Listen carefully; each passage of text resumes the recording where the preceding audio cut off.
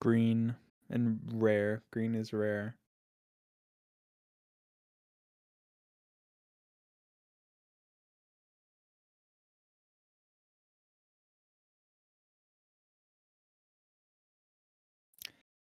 Are you gonna do another fan package review thingy?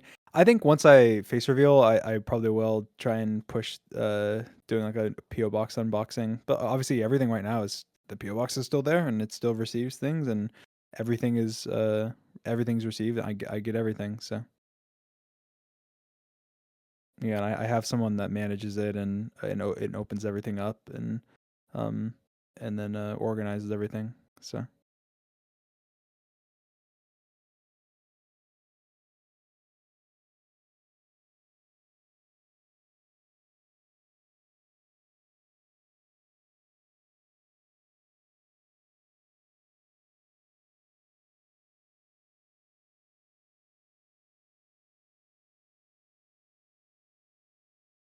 When you face reveal, are you interested to do a Sam and Colby video since you're a skeptic as well about paranormal things? I'd love to be in a Sam and Colby video.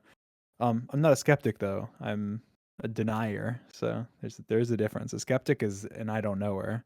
A denier is no, it's not real. I do it because it's fun. It's like, you know, it's like going to Harry Potter World at Universal. Cool fantasy experience. I'm fine with experiencing going to like a ghost town or a ghost area because I get to hear these fantasies about ghost stories and it's fun. And I'm sure it'd be scary. I'm sure I'd be on edge and I'm sure I'd have my hair standing up and be like, "Oh my god, how did that happen?" But at the same time it would not affect my opinion remotely on ghosts. I would go from a 0 to a 0 at the end. Um, but if they would like to give it a shot and hold out hope that I could go from a 0 to a 0.0001, then they can try their best.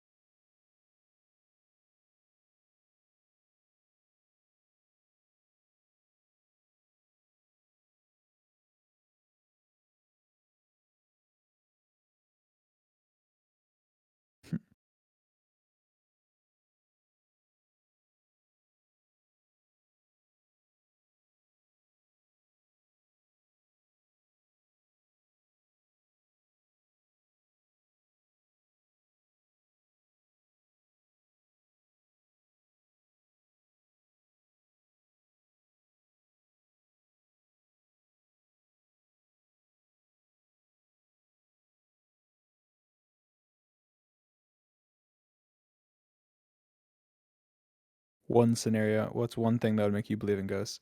Me dying and becoming a ghost. That is the only way. That's the only way. I'm sorry. If I die and then I become a ghost, then I'm sure, yeah, I'll believe in ghosts. I mean, obviously at that point, hey,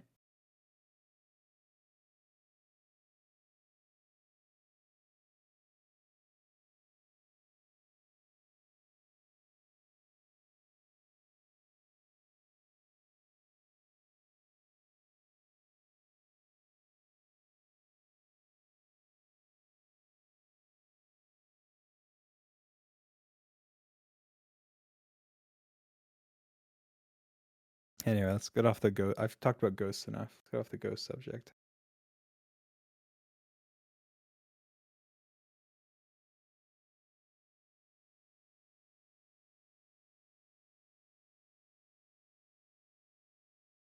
Who is your favorite YouTuber? I don't know. I feel like actually, okay, it's Good Mythical Morning. I mean, does that count? That obviously counts. I was gonna say I just was like, who do I think makes the most consistently good content that is up my liking than Good Mythical Morning because I I've consistently watched them and every video of theirs and I've never watched a video and gone that was a bad video. Um, and then I'd probably say Mr. Beast is up there for sure. He always never fails to surprise me with the content he makes. But sometimes I'm more like I'm a lazy watcher where I like to watch videos where it's kind of like it's not optimized for the YouTube algorithm, so on and so forth. So I can sit back and watch like a, Good Mythical War and just them talking and whatever and find it funny and enjoy it while I'm eating or whatever, or while I'm bored. Versus like a Mr. Beast video is kind of like I want to see something epic happen. Um, so they're different styles of content, but I say my favorite like YouTuber, Mr. Beast. My favorite like YouTuber, Good Mythical Morning. Um,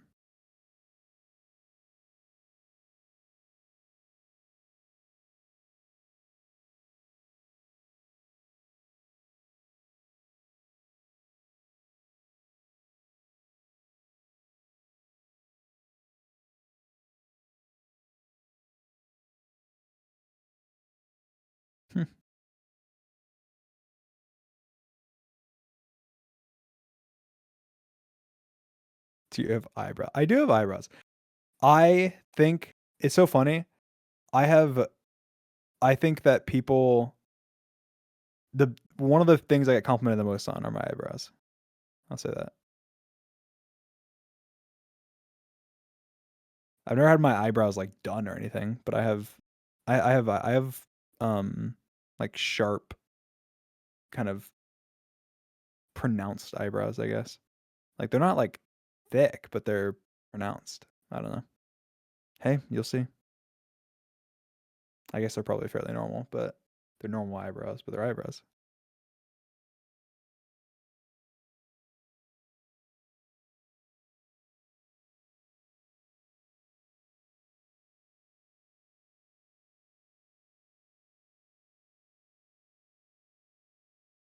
I've never touched my eyebrows. I've never done anything to them. They just have existed on my face.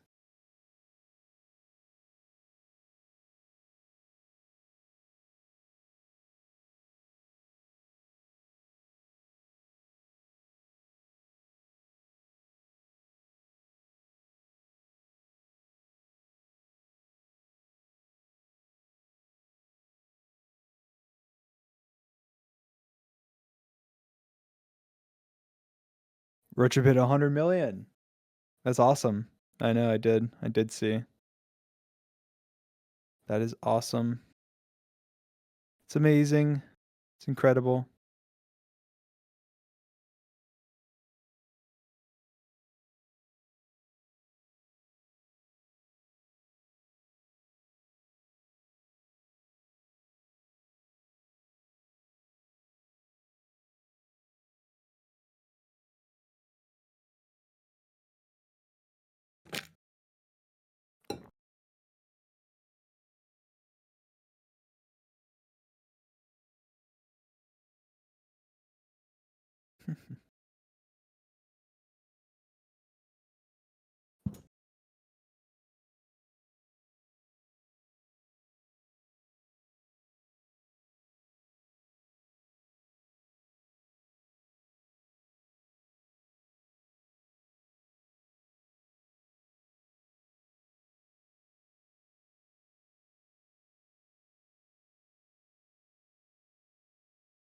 What is that not blur in his latest video? He blurred something? What do you mean? I don't remember.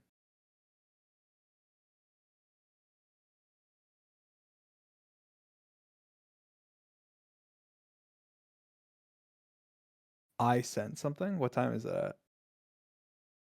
Yeah, by the way, Sound Up uploaded. You guys need to watch it if you haven't. His video is funny.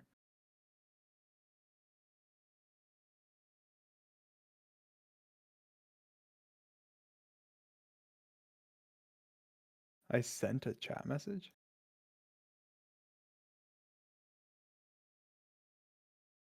What time? Someone give me a timestamp. No, George did as you. Oh, was that like the end of the was it near the end of the video? I don't even know. Let me listen.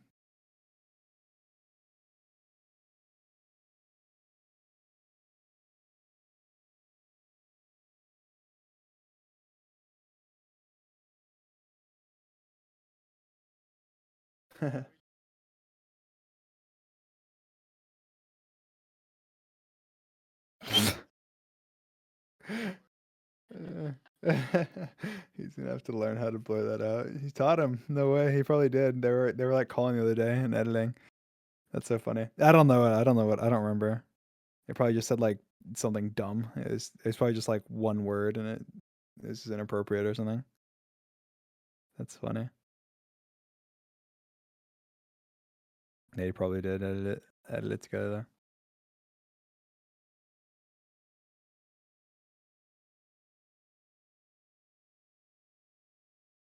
He didn't edit his video in North Carolina. He had it done, but just before he left.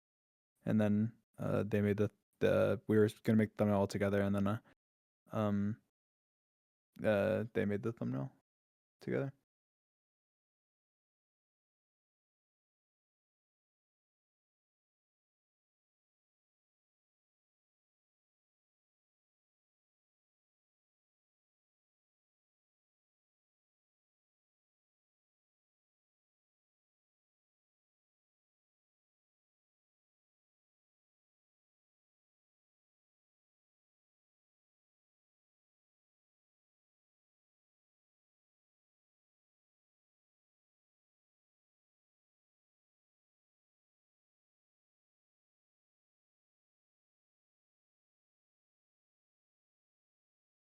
Um,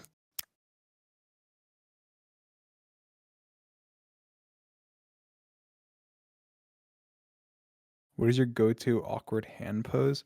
I don't actually know. I definitely don't do thumbs up though. That one, no, I don't do that. I feel like peace sign is way more likely with me. I'm just thinking like peace sign. I feel like I've done peace sign plenty of times. Um, uh, or just like I don't know, maybe like I don't know. Yeah, I feel like peace sign probably. I feel like peace sign is probably what I would do. I don't know. I don't really know.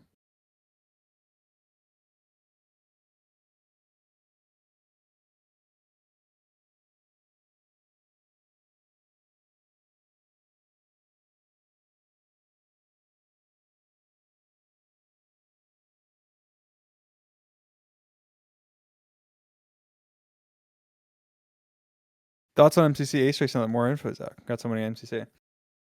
MCC Ace Race. Let's talk about it. Um, yeah, I mean, I didn't go back and watch anything that I said. I'm sure I said dumb stuff because obviously anyone, it's like winning the lottery and then being like, oh, nope, you actually didn't win. Like when you have that rush of adrenaline and then you're super hyped about something and then you get told like, no, actually, then it feels bad. And so I'm sure I was definitely reactionary. I don't think I actually said anything that bad, but I probably said stuff that I didn't explain things well or do anything differently. I think they made a good decision in what they with what they had to make the decision based on. I expressed my opinion in the MCC Discord like afterwards about the fact that I think that they should have a like my essentially this is what I expressed in the MCC Discord.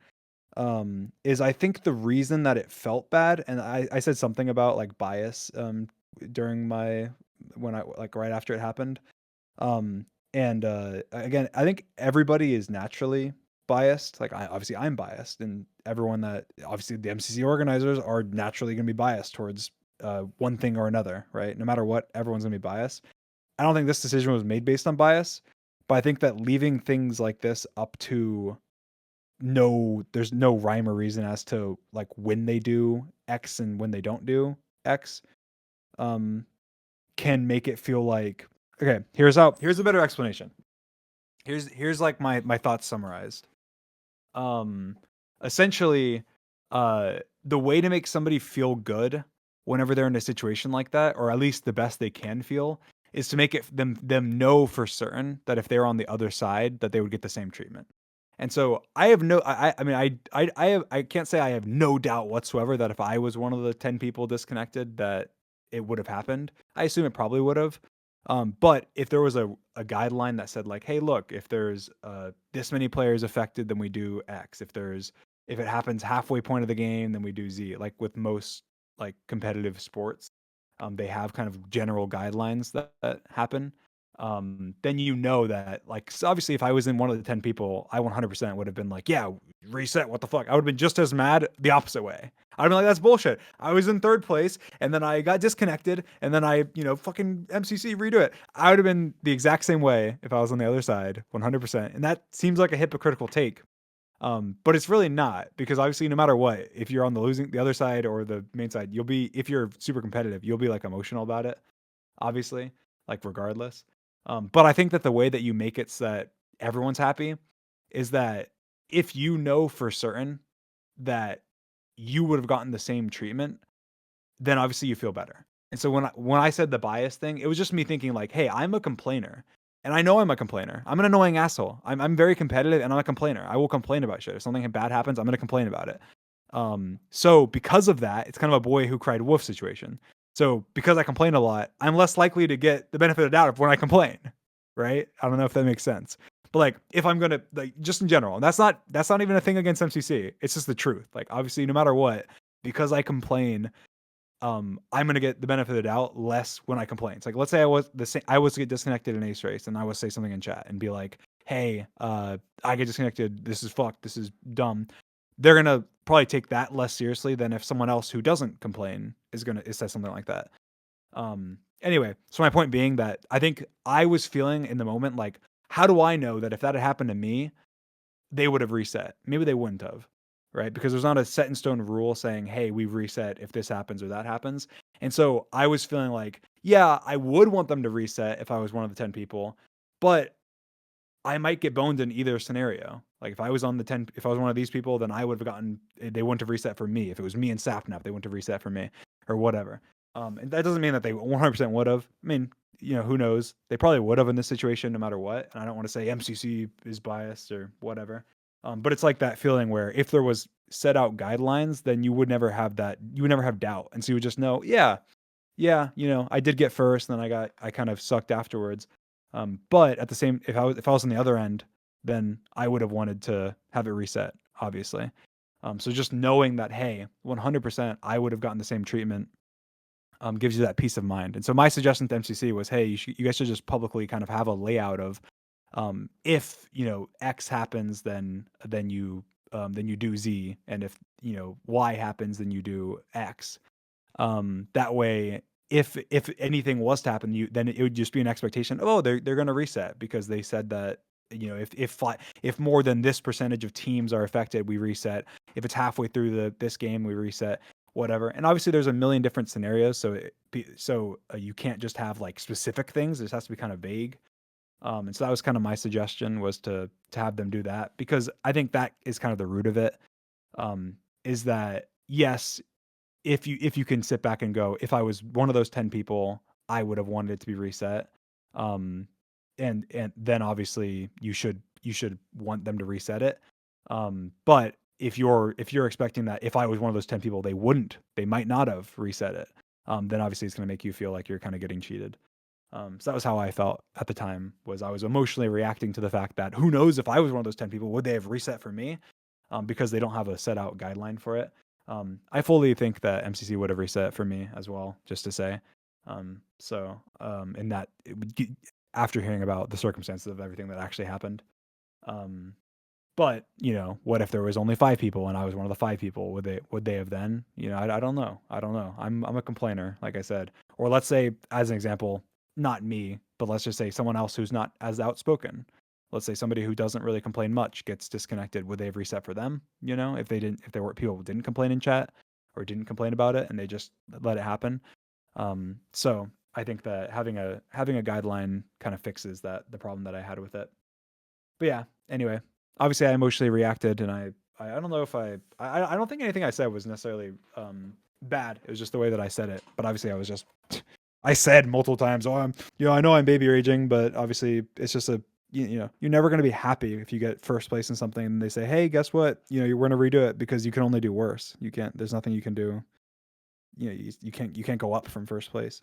And obviously, if you go watch that clip and go watch like after I got first place, I was super hyped. I knew I had a massive adrenaline rush, and I was cheering and smiling and being like, "Holy shit! I'm probably going to get first in the event and whatever." And then you take that away. Even if that was the right thing, which looking back on it, with everything they had, I would have wanted them to reset for me if I was in the 10. Um, Obviously it sucks, and there's nothing you're gonna feel bad about it. And no one on our team got disconnected, so it was kind of like we didn't even know. We had no idea. Like if one of us got disconnected, then we would have at least seen it coming. But it was like nobody that I knew disconnected. Nobody on Sapnap's team disconnected, and nobody on our team disconnected. So it was like I didn't hear from anybody about the problem. And Sapnap was even messaging me after the race was over, and he didn't say anything about it. So I think it was just I didn't see it coming, and I was super hyped, and then it kind of I'm a one track minded person, so it I let it get me down too much. But anyway, I mean, like I said during the event, I love MCC. MCC is great. Um, I think that obviously um, I'm super competitive, and so I'm sure I'll care more about mistakes than most people. But yeah, I guess that's kind of my thoughts summarized. I don't know if that anyone I don't know if you guys understood what I meant, but yeah, I think looking back on it, I think they made the best decision they could have, and I would hope that they would be consistent with that decision across everybody. But I think the emotion comes from not knowing whether or not it would be, and so it makes you think, well, yeah, but like, what if I had been boned in either scenario? So, and I just explained that in the MCC chat, and we talked about it and everything, and that was my suggestion to make it so at least it feels a little better. Is they have something to point to go, look, we're following this guideline that we set, we're doing this, and so it's not kind of an arbitrary thing. But yeah,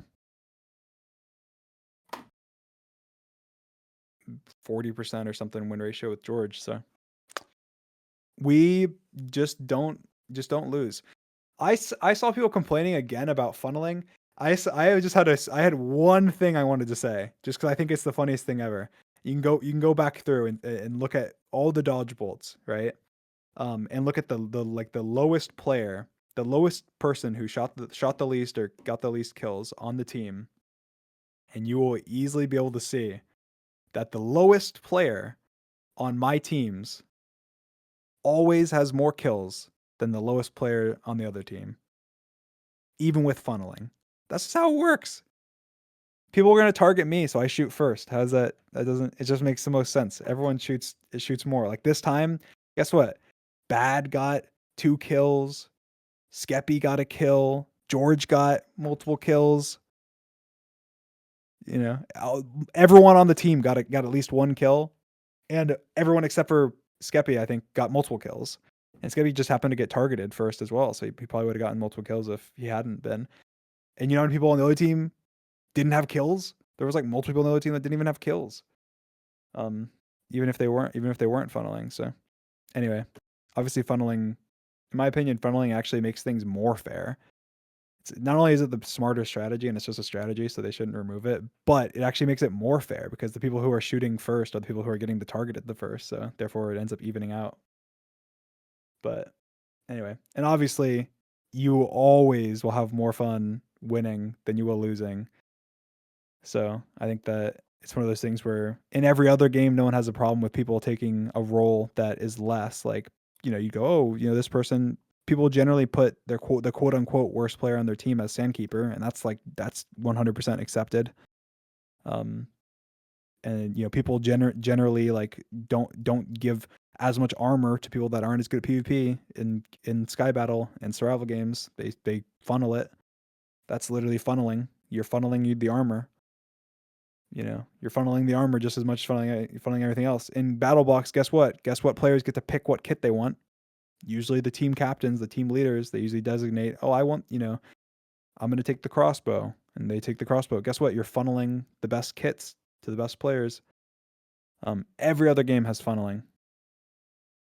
It's just different. It's a different type of funneling. It's just because funneling is so effective in Dodgeball, it just stands out more. But there's just as much funneling everywhere else. Skeppy and Dream Duo with PvP was awesome. It was so great. It was so awesome. Skeppy's one of the only people I ever like had any hand in teaching 1.16 combat, and it was back before the duel, Techno Duel back then. And I remember or after the duel actually, I think. And I remember teaching Skeppy some stuff, and he's cracked. And I mean his game sense is cracked, obviously for Sky Battle. So yeah, I think his confidence of I kind of would have an idea of, oh, I kind of want to go attack this team, and then he would say, "Dream, do you want to attack this team?" It just knew I was thinking about it, and I'd be like, "Yeah, hell yeah, going in." And we just ran in. So they were so fun. Um,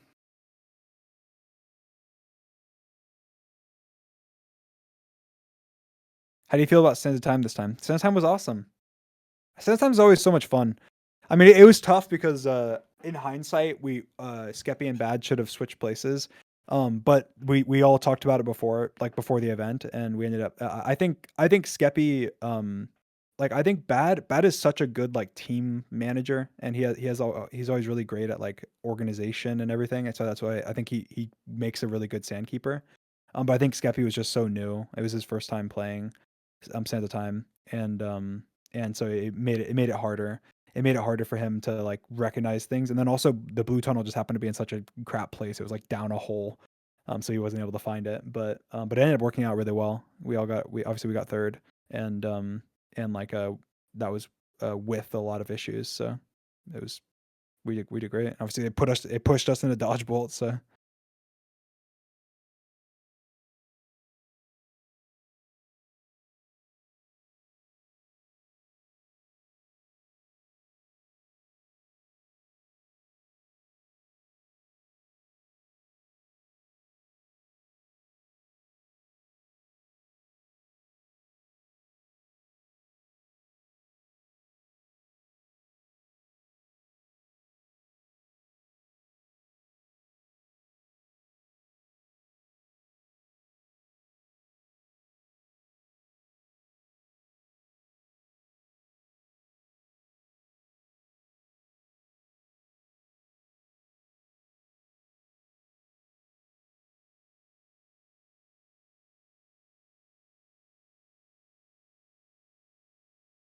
um,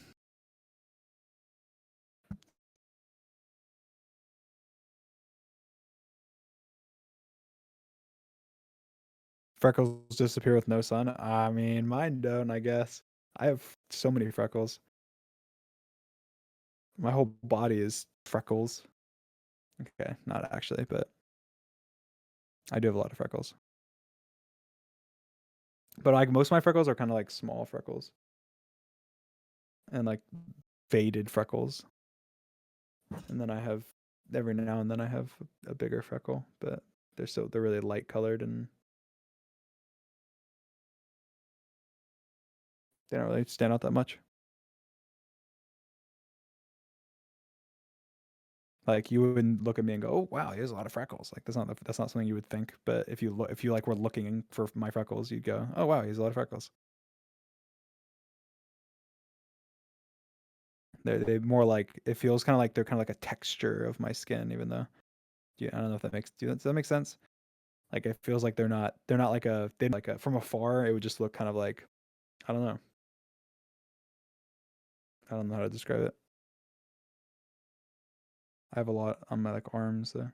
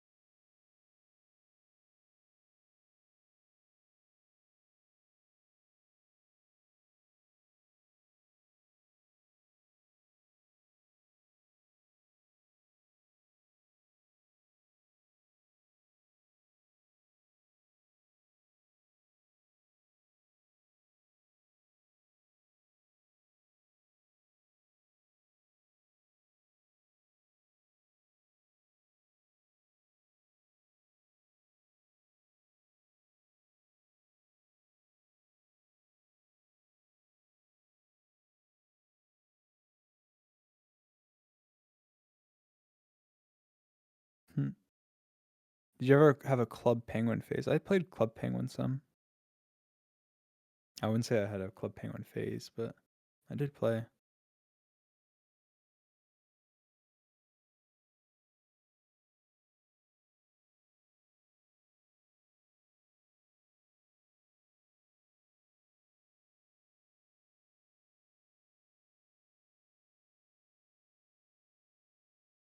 I have played Splatoon before as well.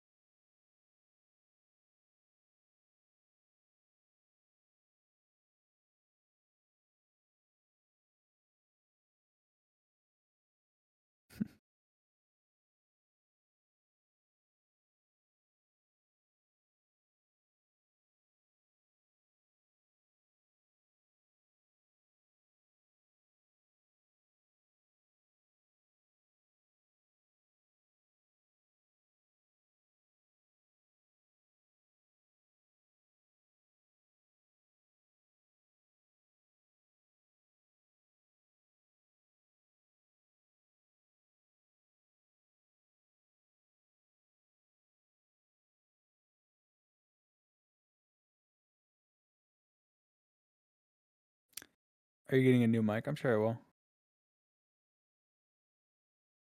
Kind of random, but I guess I'll get a new one. I'll probably just get the same one George has. Well, George and Seven both have the same.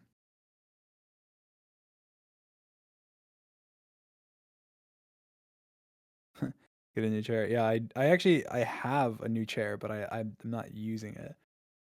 I have it's hard to explain.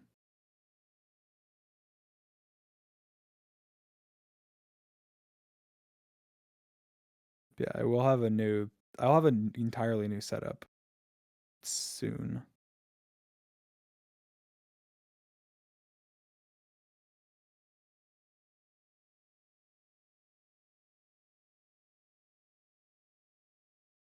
Have you always had a separate office? I have. I've always had a. That's something I thought about. I've always had a separate office. I mean, except for when I was living with my parents. I've always had a separate office since then, though. Even when I just lived in an apartment, I said it was a 2-bedroom apartment, and I just made one an office.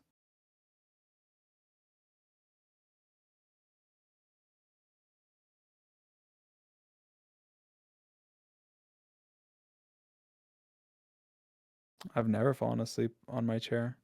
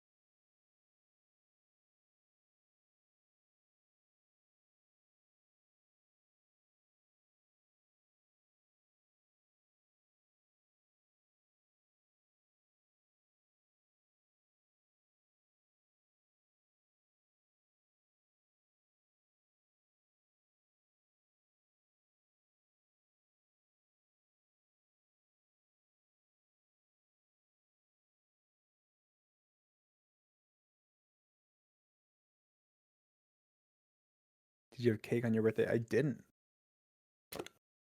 I did not. I don't usually celebrate my birthdays. I mean, like I guess I kind of do, but not really. I usually just like see family and stuff, and that's it. Usually have a nice dinner.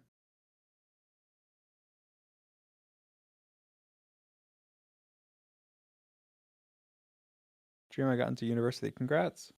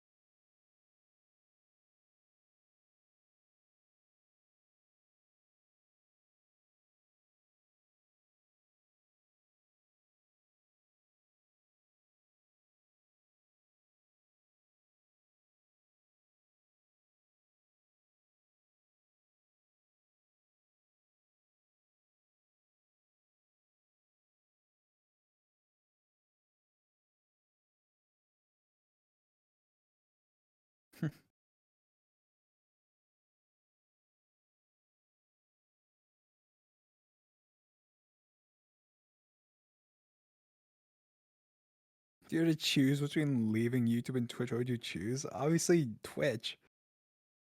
What? Come on. That was a dumb question.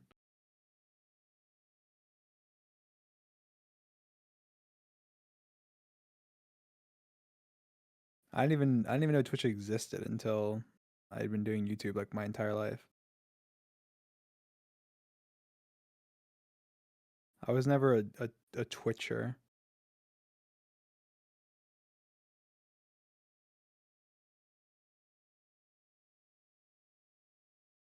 Twitcher. I was never a Twitch frog.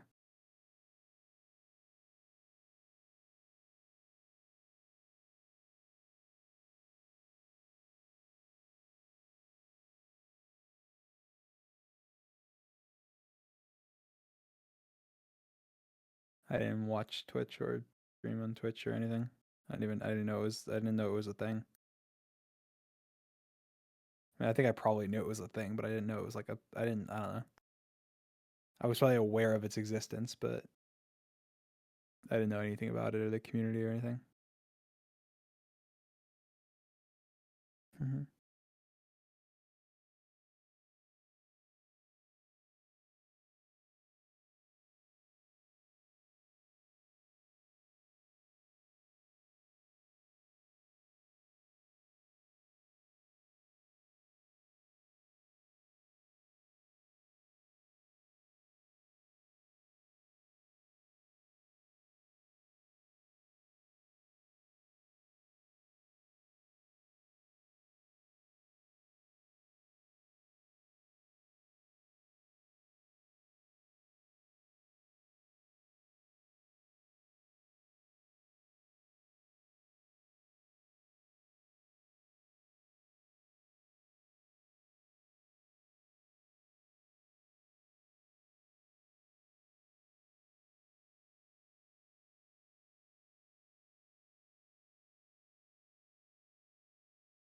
Hmm.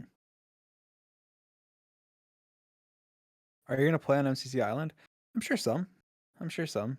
I don't think I'll stream it or anything. I mean, maybe. I'll probably just mostly just play it now and then for fun, off stream. Just I haven't played it yet actually, but I want to.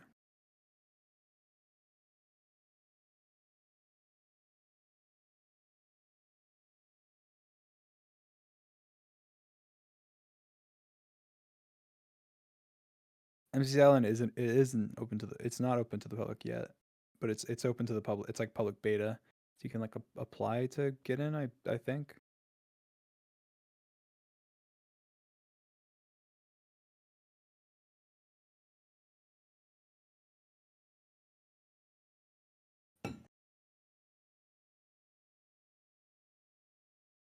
All right, chat's broken for me now. I'll just look on Twitter. Uh,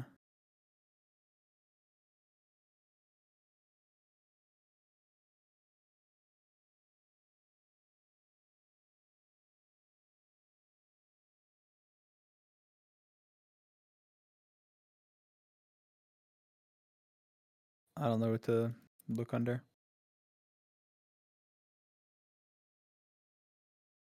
Uh,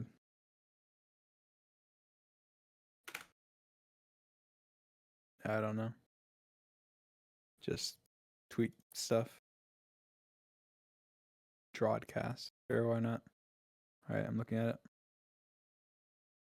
Drawdcast.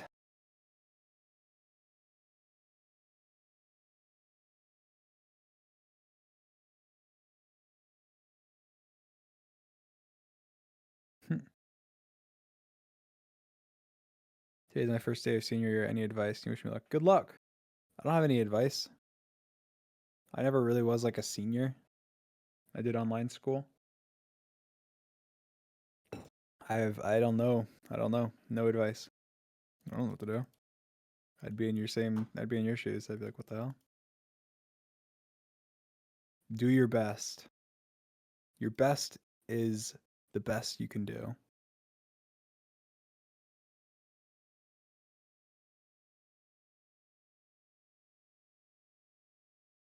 Did you see people on Reddit say that you and George teaming for MCC is too OP now? It's definitely not too OP, but it is something like obviously you don't want to have people. You don't want repetitiveness, and like obviously we've teamed a lot, but like we've also won a lot, and so like I think we'll probably team less going forward, but I'm sure if we but that's just us being reasonable. I'm sure if we want to team, they'll probably put us together. They can find a way to put us together, because you can usually put one person down that you want to team with, but we have a lot of fun teaming together. So I'm sure I probably won't team with him for a couple MCCs, I assume, but I don't know. I don't know yet. I don't know who I'll team with in the next couple MCCs or whatnot. I don't know. I'll just be. I guess I'll be real. I don't know how likely it is that any of us are in the next MCC. I mean, I don't know 100% yet, but I just know that it obviously based on patterns. If it happens next month, it'll be like late next month probably, based on like obviously I don't know the date, but um, it's always on a Saturday, so it'll end up being, if they have an MCC next month, it'll probably be like the 17th to the 24th, because there's no Saturday, then there's no like 31st. So, and if it's one of those dates, that's near the end of September, which is kind of nearing the time of like TwitchCon and stuff. So, it might be too busy or too risky of a time period for us to say that we can 100% be in MCC. So, and they always ask you, are you certain that you can be in? Because they don't want to like plan anything. So, I don't know how likely it is that any of us are in the next one, um, but I love MCC. So I hope it, I hope we can. I hope we can sign up, but I don't know yet. That's just for the next one though. Obviously, I'd love to still be in FCCs going forward. But it could end up that the dream team isn't in the next one.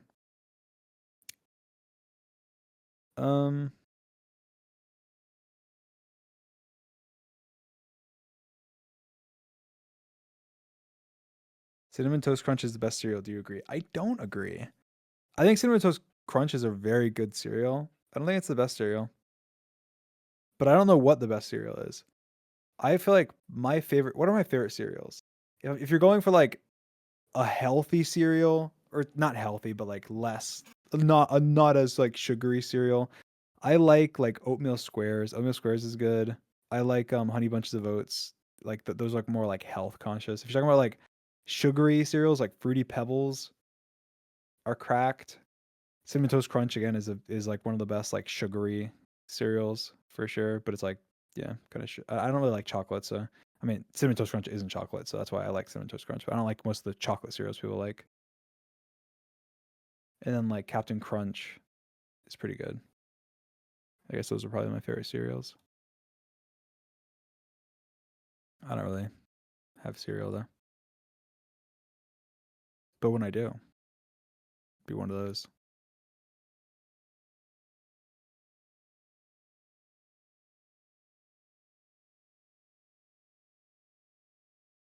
Have you ever argued with George and both of you just completely ignored each other? Dude, we've been friends for ages, obviously. Have you ever argued with one of your friends and been upset with them for a day or something? Like, yeah, obviously. It happens. Emotions run rampant. We argue all the time.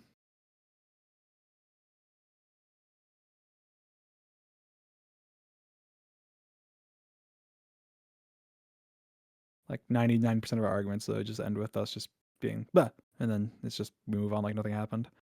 But then there's always that 1% of the time where you have an argument and then you're like, ah, and you just leave and then you talk to them the next day and it's like nothing happened. But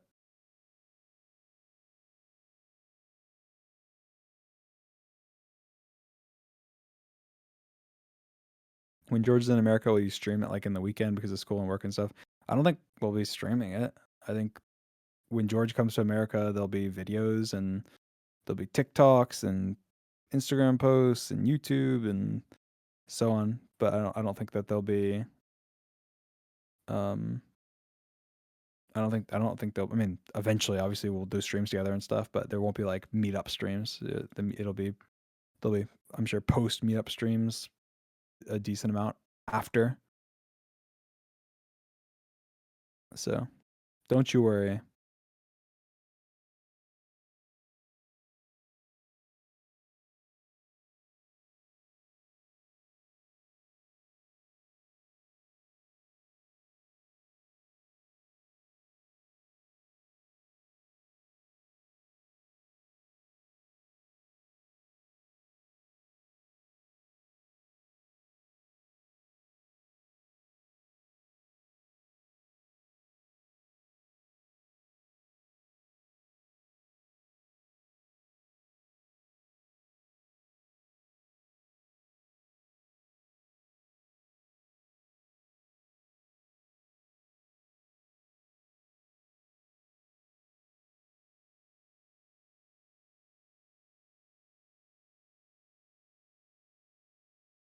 I thought you said you would stream the meetup. I never said that. I mean, maybe I did like a year and a half ago. I don't know.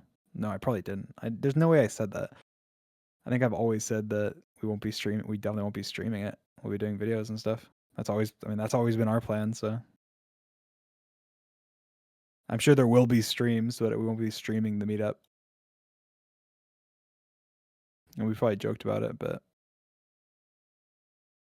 I'm sure there will be streams. But obviously, we're going to be living together for ages, so there'll be plenty of streams. But the meetup content will be videos and pictures and etc.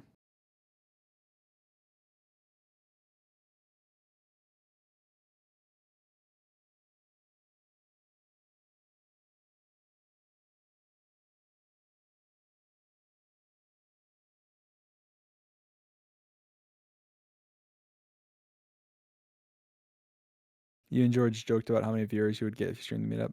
Yeah, that sounds like something we would do. There probably would be. There'd probably be a lot of viewers, but doesn't matter.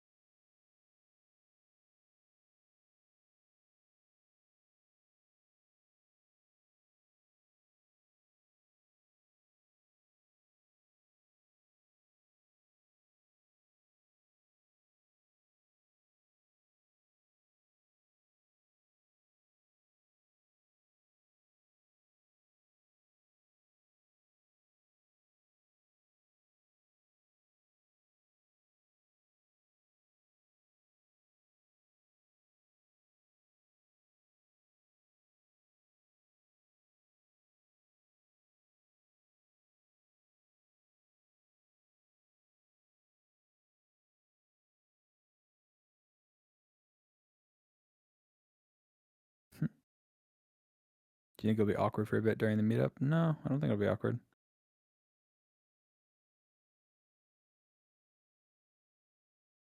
I think it'll be not awkward at all.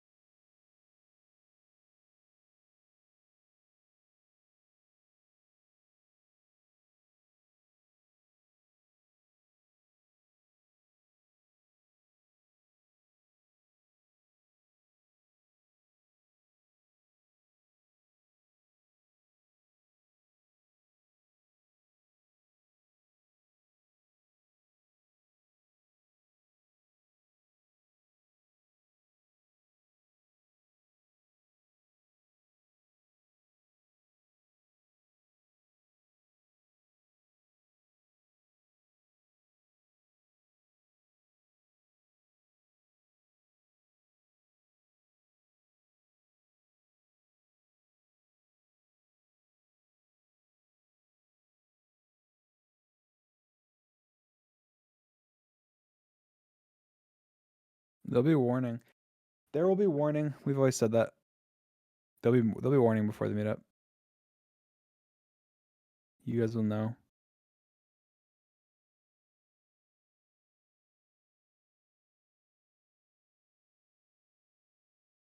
I'll probably get a smile tattoo on my wrist.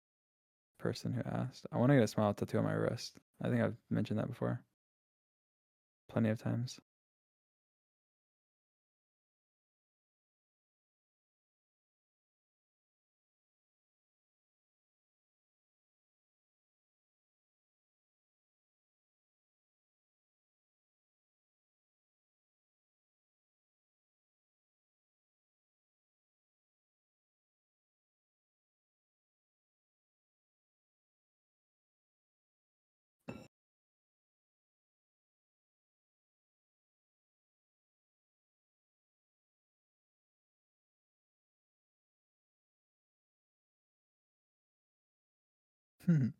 There definitely will be cooking streams and stuff. I wouldn't say like immediately after, but I mean, obviously, again, we'll be living together for a long time.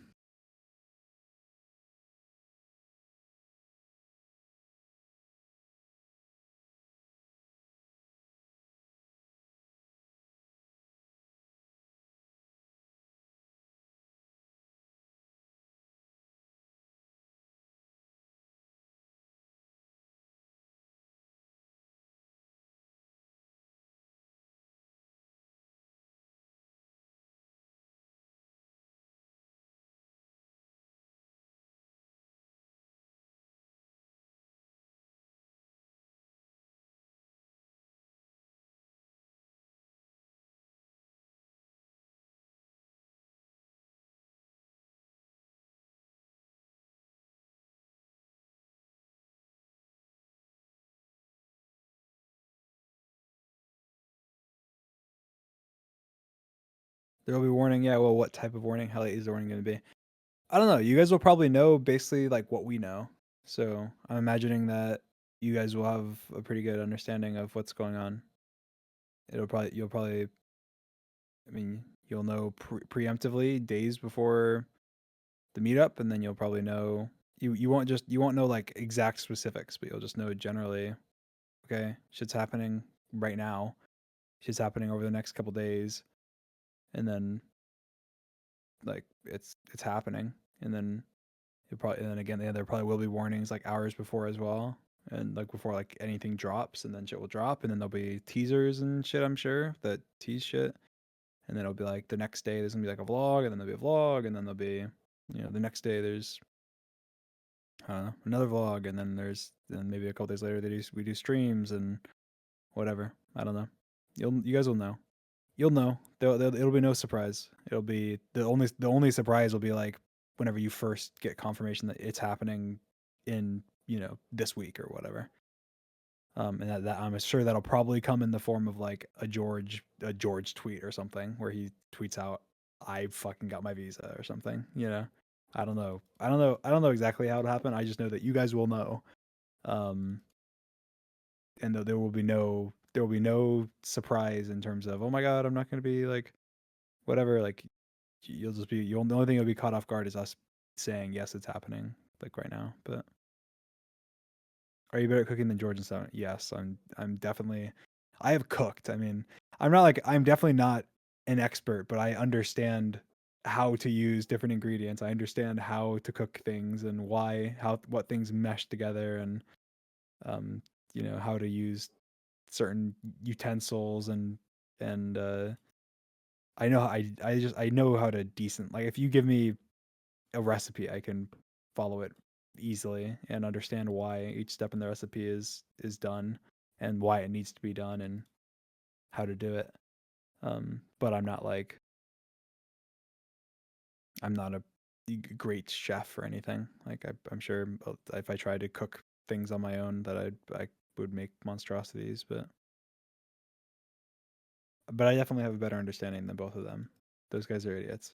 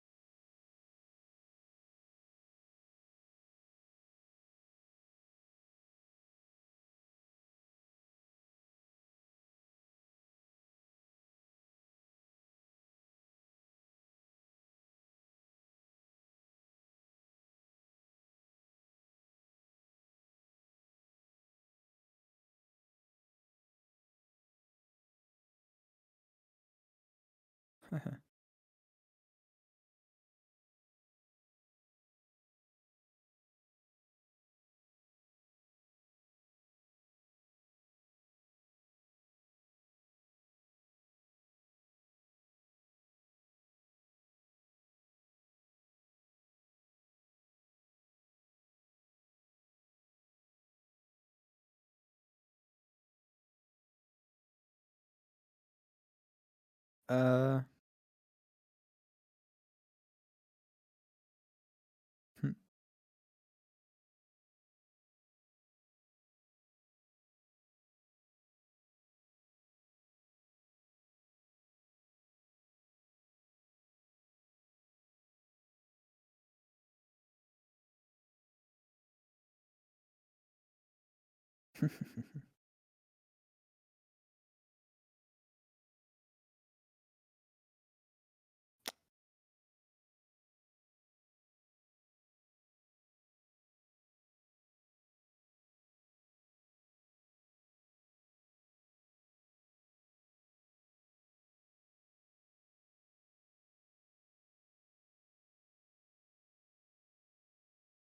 Are you going to TwitchCon Paris 2023?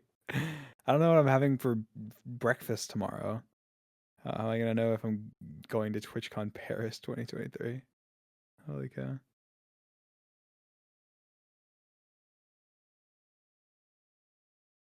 You don't ask me about stuff next year. I don't know anything next year.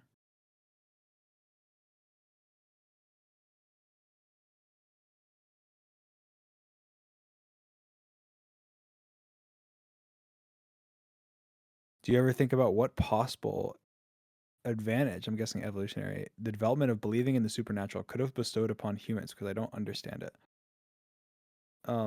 I think an evolutionary advantage of believing in the supernatural could be that you might have more respect for people when they're alive. You might have more respect for the elderly, which is beneficial to society. I don't know. You might have more empathy towards sick people, towards people dying, towards people that are near death, which again benefits your society. I don't know. That's just me thinking about it.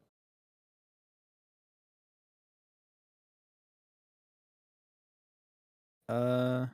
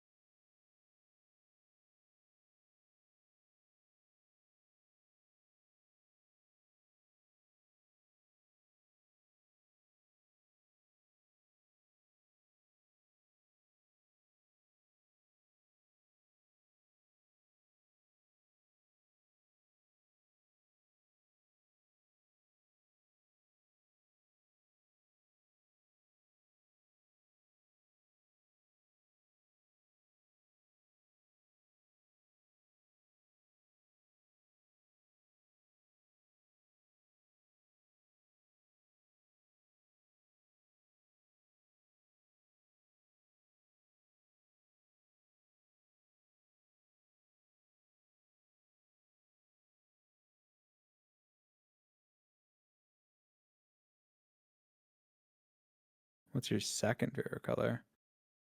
I don't know. Maybe like probably blue. Maybe purple. Blue, purple. I guess blue, between blue, purple, and red, 100%. One of those. I think most likely blue. Probably a light, not that light, but like darkish, a middle blue, just a normal blue. Slightly on the lighter side. I really like the color of the Tommy Innit merch. The one hoodie, the blue one, like that color is probably like my favorite, my second favorite color.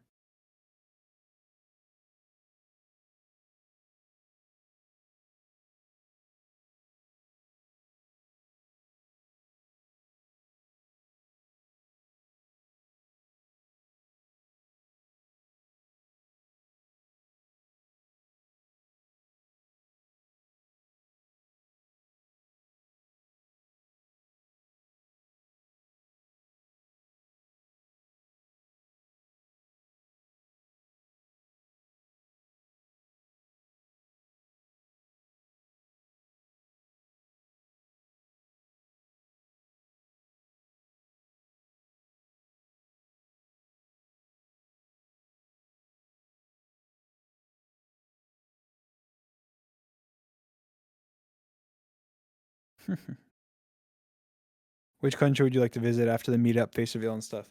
Um, I mean, I want to visit tons of countries. I want to travel. I'm gonna travel some next year for sure. I don't think that I'll leave the country this year. I think I'll go to a bunch of states. I imagine I'll end up in California. I imagine I'll end up in like Texas and um, I'm sure like Vegas and stuff and New York and the main I don't know the biggest tourism places I'll probably end up this year. I'm guessing. I mean, I know most likely in October I'll be in California, obviously. Um, and then uh, I mean, I have lots of family in um, uh, like Texas and Oklahoma and Georgia and other places. I'm sure I'll be, and then in Florida. I don't know. I'm sure I'll do a lot of states travel this year. Get that out of the way. Um, and then next year, I'm sure I'll travel out of the country. And I think I think the most likely first places for Dream to show up in 2023. Um, most likely, I'll go from most likely to least likely in terms because there's only really some that I think these are like the hot zones. I think outside of these, it's very unlikely that I'll probably be there next year. But who knows what could happen? I'd say Australia, New Zealand is probably number one most likely that I'll end up in 2023 out of the country. Um, I'd say close behind is probably um like Europe up there, like the UK, and Italy. Um, I mean like France, not Italy, France, UK, um, uh, Scotland, Ireland, like that whole area. I think is probably the second most likely, second highest like zone. And then I think that the fourth highest is, or sorry, the third highest is the Philippines. I'd put it at that. So that'd be my danger zone right now. And I'd say outside of that, a couple places that are like there's a chance, like there's a very small chance that I would end up in 2023 would be like Greece, um, maybe like South Korea, Japan. I don't know. Those are just more. I want to travel there eventually, so maybe it could happen in 2023. Probably not though. Um, so yeah, I'd say Australia, New Zealand's most likely.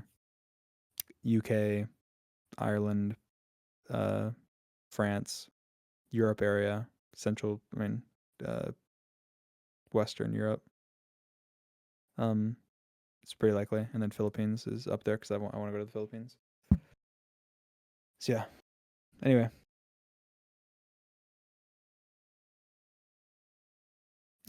and that's just outside of the U.S. So I guess technically, like Canada is probably fairly likely. I guess nah. Canada's probably not that likely, but it's not unlikely. Canada's right there. And then obviously I do want to. I mean I want to travel everywhere, so I'm sure eventually I'll end up in Mexico and I'll end up in South America and places, but I don't know if that would be next year. I feel like next year I'll probably only travel to a couple countries, probably two maybe three countries, not counting countries that are like right next to each other. It's like if I go to Australia, obviously I'm gonna go to New Zealand, even though they're close. They're not like ultra close, but they're really close relative to how far they are from me. And if I go to the UK, I'm sure I'll end up in France and everything because it's right there.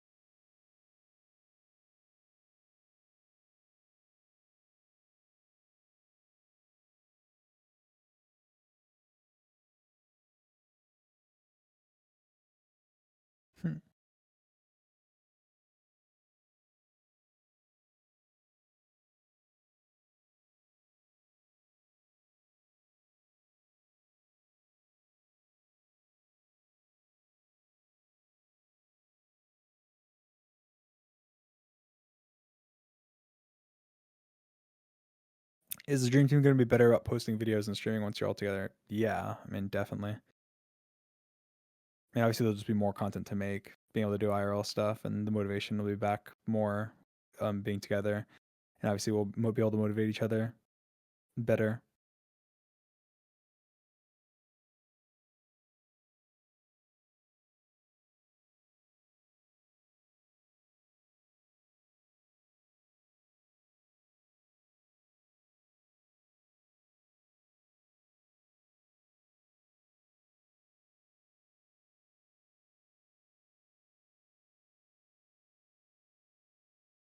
Is there any reason you like Australia so much? I don't know. I like Australia.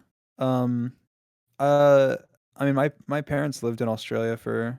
Have I said that publicly? I don't know if I have. My parents lived in Australia for a bit. They got engaged in Australia.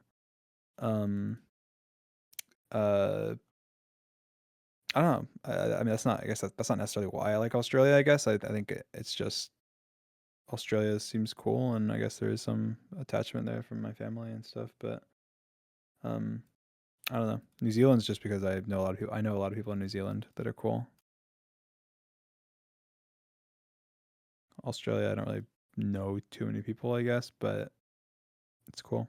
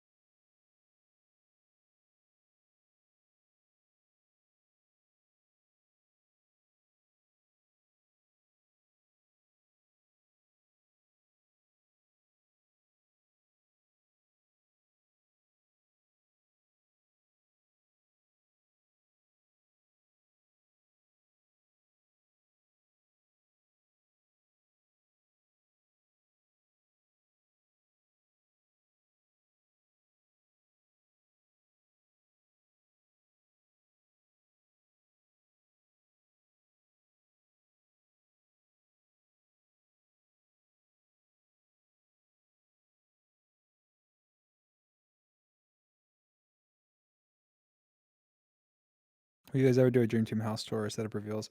I think I've told you guys this before. Like we definitely want to do like a house tour. Like I feel like it just it just feels like, hey, look at, I don't know. I just personally don't like house tours. I think house tours are kind of. I mean, don't get me wrong. I don't care if people do house tours. I don't see a house tour and go, oh wow, that person's whatever. I just think that for us at least, it doesn't really fit.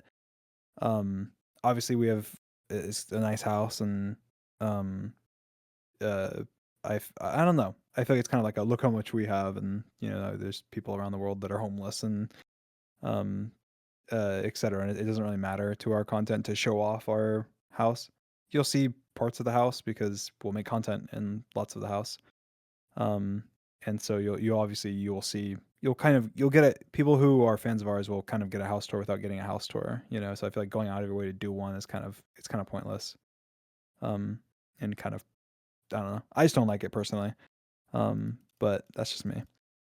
Uh, but I do think that you'll definitely see setup reveals and stuff. We don't live in the Dream Team house, by the way. I think that's been a point of contention that people have said before. Like me and Santa, we don't live in the Dream Team house. Um, the Dream Team house is unlived in. It's going to be lived in, but it's unlived in. As I was trying to explain earlier as well with like why I'm like, oh, I have set up, like we don't currently live in it. We weren't planning on living in it until like George moves. So while he's not lived there, like we've just had stuff. Obviously, like I said, we had to like build it essentially. So we've just had stuff being constructed and stuff the entire time. Um, so we've just used the extra time to be like, all right, well, let's do this. Let's add this. Let's change this. Just to get everything like, so it's just better and better because it takes a long time to construct things and you have to get permits and you have to um, get all the materials, especially during COVID times. So, um, yeah,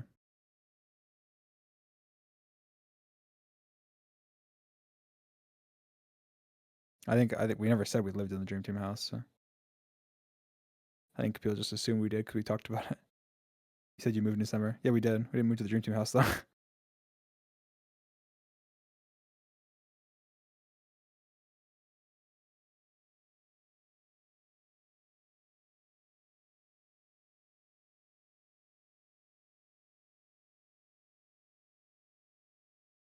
We've lived in like 3 different places in a year and a half, and it's gonna be 4.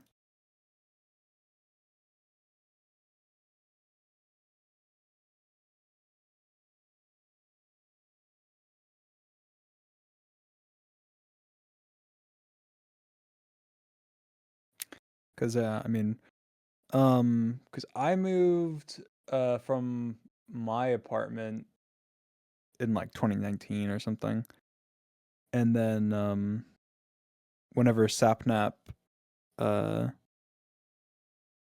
moved to, Orlando, we rented, and we had, like, a 1-year lease.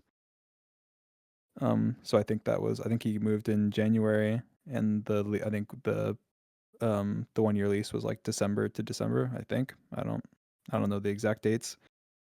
And then we moved, temporarily to a place that's close by to the Dream Team house, but not the Dream Team house, so we can go to it and, um, like, check on progress and stuff, and the Dream Team house wasn't done, but it was, like, ready. If we wanted to move into it, we were able to move into it. It's just, like, obviously, there'd be construction and stuff.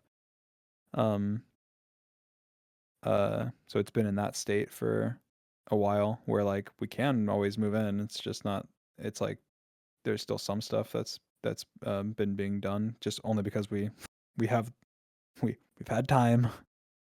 Um, yeah, it's kind of cool. So I'm excited as well.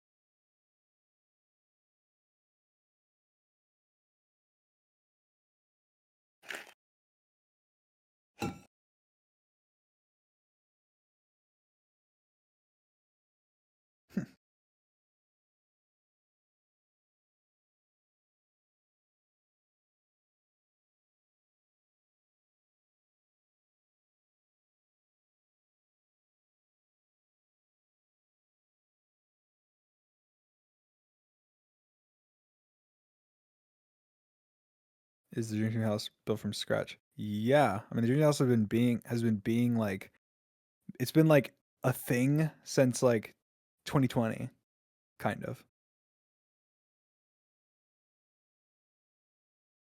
Um, it's been a plan in the works since 2020. Um, the first like blueprints and everything were made in like the middle of 2020. I'm pretty sure. There's been so many changes since then, but mostly because when we had like the initial plan, it was like, yeah, we can get that done by 2025 or like something ridiculous, and we're like, okay, we need to revisit this. So we're like, what can we do to speed it up? And it's like, well, you can uh, there's multiple things you can do to speed it up. I think I've talked about this before, but so yeah, it's not completely from scratch, but essentially.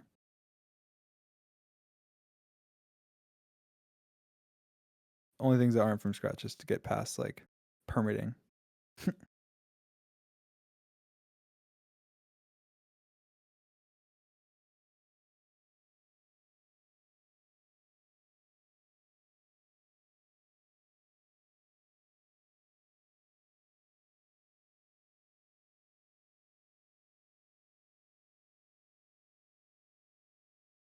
What are your thoughts on that accounts the account that's impersonating you? I don't like it. I've said before I don't want anyone I don't like people impersonating me. Like acting like saying they're me or like tweeting like as if they're me or whatever. Like if it's like a absolutely clear meme, then sure. But sometimes I see that account and then I'm like, oh, they're tweeting something like to try and get the attention because people think it's me. So yeah, I don't like obviously don't send the hate or anything, but like yeah, I don't like that account, but I also don't like any accounts that do that.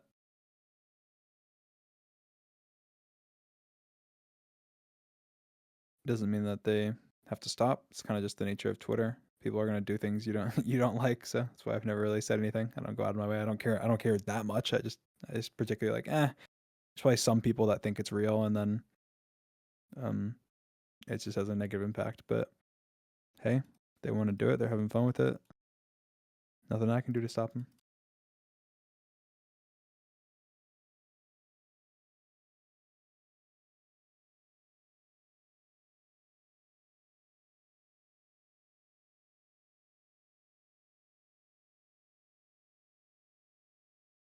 Sweet or salty popcorn? Salty popcorn. The house has been in the works since 2020. Yes, it has. It's been in the works since 2020. It's been in the works since like ages ago. We've always had the plan of moving together and living together, and we've always wanted to. I mean, I think the first jokes about us like getting houses next to each other, and George was joking about making tunnels between our houses and stuff. That was like in 2020. That was like early 2020, I think, when he first made those jokes. But yeah, I think the first like dream team house blueprints we ever had, and it was like just literally house blueprints that we wanted to have built was like really early 2020. Not really early 2020, but like early 2020, probably like I don't know, March or April 2020. And they were like, "Yeah, we can build this house by 2025." I'm pretty sure. I don't know if it was 2025. I think it was 2020. I think it was 2023. I think we were like, "That's way too far." Like 2020, we were like, "That's so far, guys. We can't do that." And so we like changed the plans. But now it's like, "Hey, maybe we should have.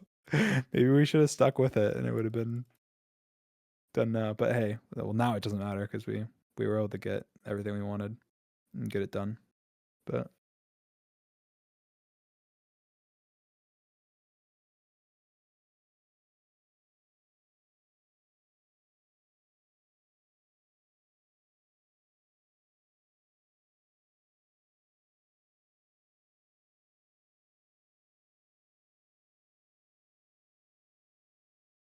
what occupation do you think you would do if you didn't do YouTube? I probably would have been a developer of some kind.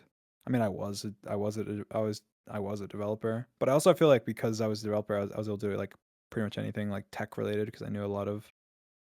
I know. I don't know. I understand how programs work, and so it helps me. I would have been a good like manager. I don't know. I can't see myself as anything other than a YouTuber. I feel like I always wanted to be a YouTuber.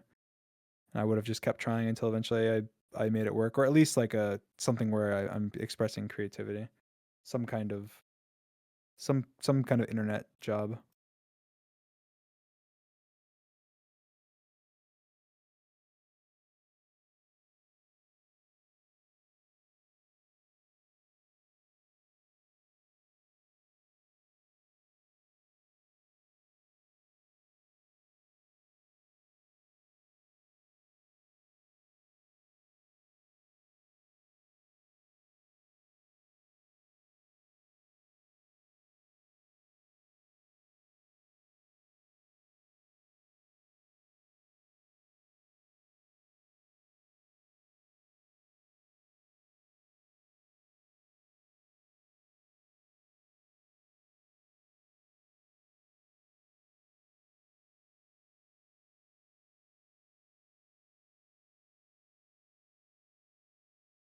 Is Dream Team Christmas 2021 gonna happen? Please say yes. 2021.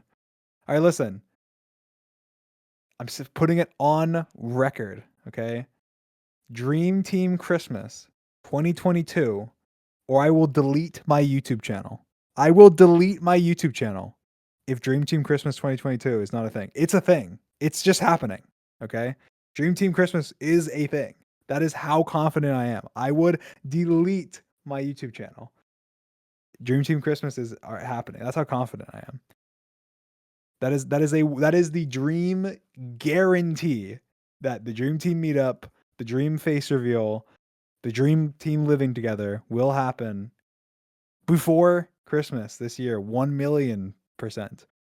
I will eat my stock. I will delete my channel. I'll do everything.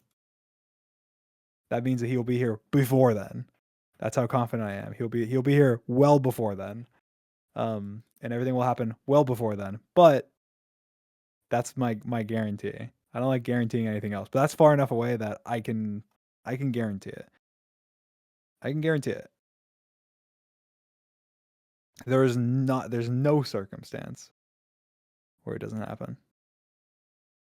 Unless like he's like banned from America or something. Like that's like the only way. And even then, it'd still happen. We'd fly in there unless he's banned from America. We're banned from the UK, and There's no way to like, meet up in like, I don't know, Romania or something. Then we would find a way. We'd find a way. But yeah, it feels good saying that. It feels good saying that.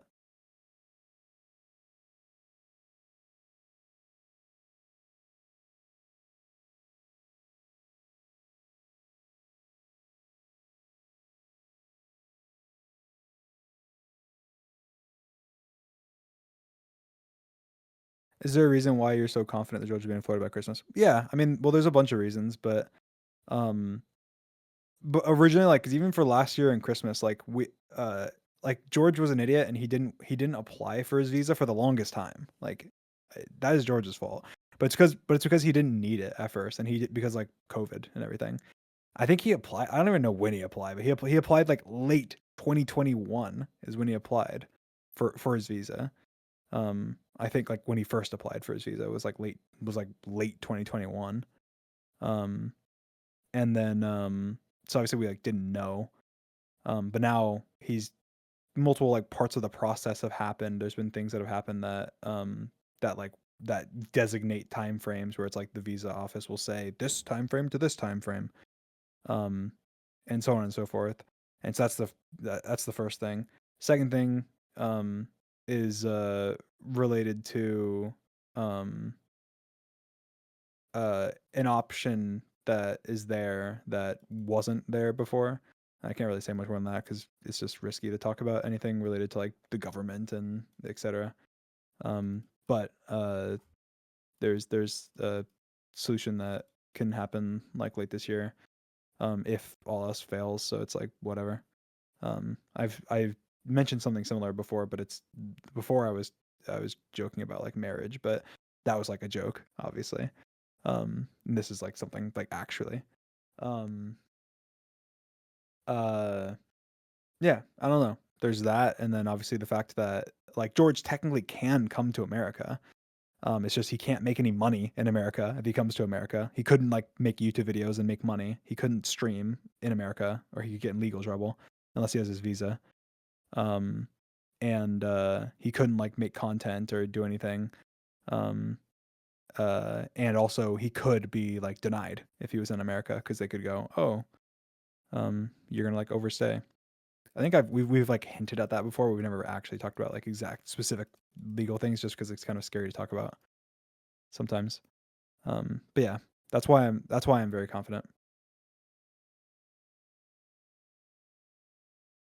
for all those reasons. So um, yeah, versus like before when we weren't.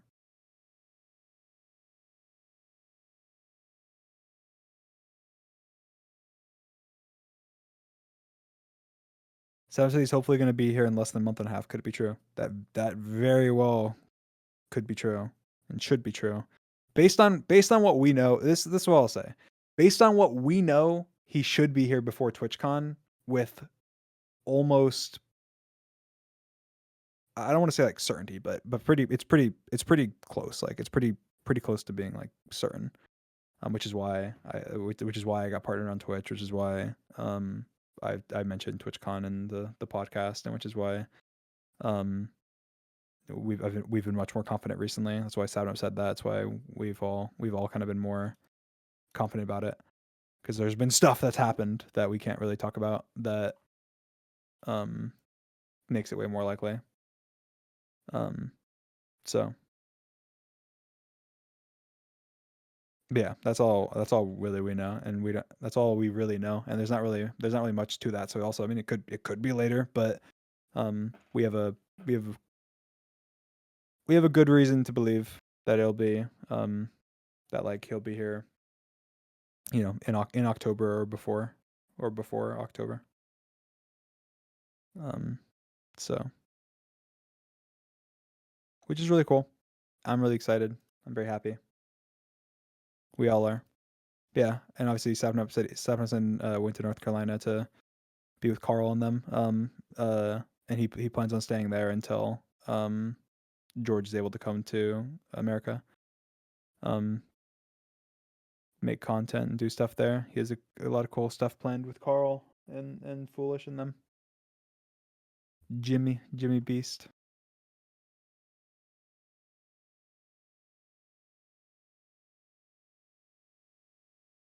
Are you nervous for the meetup? Like, I know you're excited, but I'm not nervous.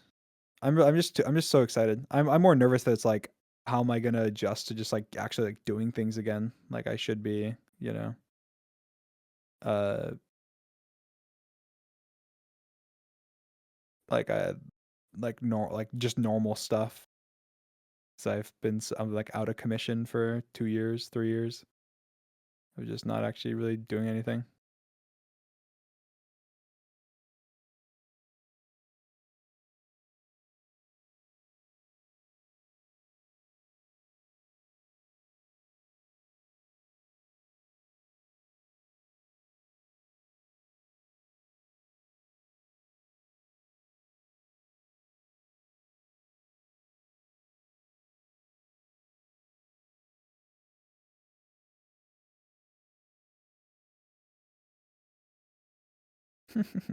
So Florida Tree thing last summer was pointless because George hadn't even applied for his visa. Well, yeah, but the difference was like George didn't know he needed a visa. He was like, "Yeah, I can go to America. Like I've gone to America before." Like he literally has been to Florida before, so he was like, "Yeah, I don't need a visa." Like I said, I think that was his thought process back then. Like he didn't really like that's why there was no talk of visas back then. Like we weren't like, "Oh, he's getting his visa." Like I don't think we were saying that back then. I think it was like we're just, there was like COVID restrictions and stuff. And then like as soon as he could go, he like looked into, okay, what do I need to do to go? And then he's like, wait, if I go to America, I can't make any videos, I can't do streams, I can't do anything. He's like, what? I didn't know that.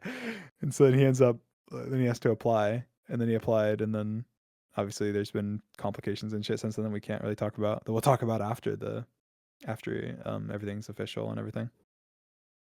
Um But yeah, so yeah, it kind of was pointless, but like obviously nobody like we didn't know that.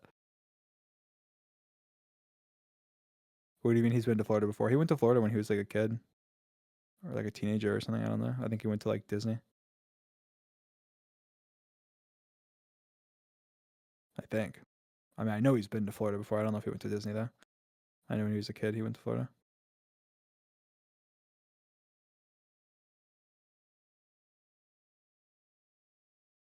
How are you gonna go to such a giant convention so shortly after face revealing like mentally? That's the big thing is like I don't that's the only reason I'm not sure like pretty much the only reason I'm not sure if I'm gonna go to TwitchCon isn't because I don't think George will be here by then, because I'm fairly confident he will be. It's just because I don't know if he gets there like close to it. Let's say he gets there like fucking September 29th or October 3rd or something. Um, or I don't know, whatever. Let's just say he gets there late. He gets here late. Then like it will be so close after I face reveal that I wouldn't I would I would debate not going. Just because I don't really want, first of all, I don't want like the first week after my face reveal to be like a Twitch thing. Like I really want it to just be a me thing and like a dream team thing. Um, so that is like pretty much the only reason that it'd be a debate for me. If it ends up being like earlier, like where like it's mid late September or something, I'd be much more confident that I would go, because then it'd be a couple weeks later. I'd have more time to adjust and have fun with the dream team and stuff before then. And then I wouldn't be a big deal. Like you know, oh well. I wouldn't be doing like I'd be like meeting fans, but I wouldn't do like a fan meetup or anything. I would just do like panels or whatever and talk and chill and hang out with people and meet people. Meet like streamers and YouTubers and stuff that are there. Um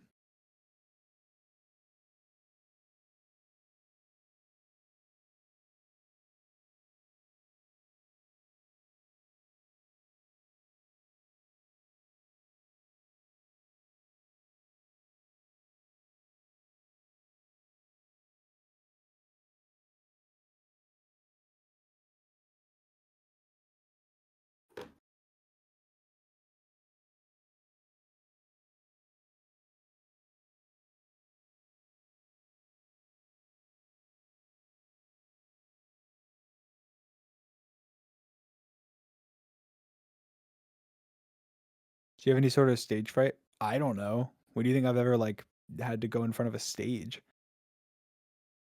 If I did, I probably wouldn't remember it. I mean, obviously I was online schooled most of high school, and I don't remember anything like related to middle school with like a stage. So I don't think I've ever like maybe I do. Maybe I have massive stage fright and I don't know. Imagine that. It'd be kind of funny. I feel like I don't. I feel like stage fright kind of comes. I feel like you'd probably know if you were afraid of like crowds and stages and stuff. I mean, I feel like everyone has a little bit of stage fright no matter what. I'm sure I will be super nervous and super like, you know, adrenaline and scared and whatever. But I feel like that's just a natural like reaction to being in front of a lot of people.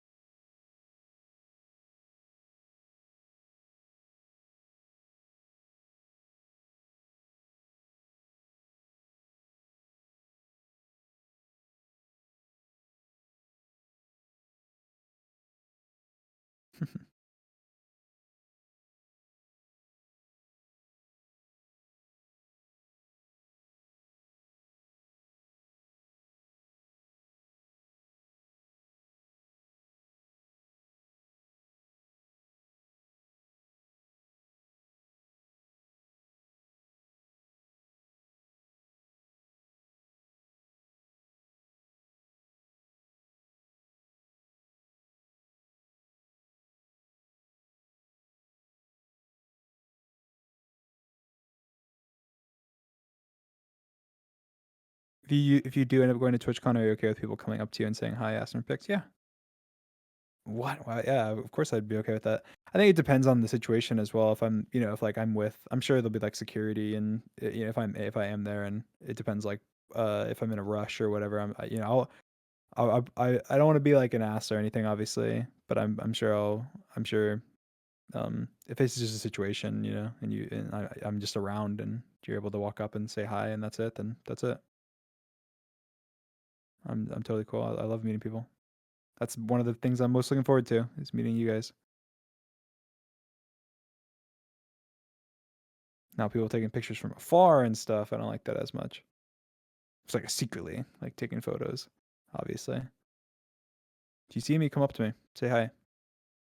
Don't be nervous. I don't bite. I'm sure I'll be friendly. And I mean, I don't know if I'll do this I think I've said this before. I don't know if I'll do this at TwitchCon because there's too many people there. But I want to like just like bring coins with me and like little knickknacks and stuff. Just I keep one or two in my wallet or something.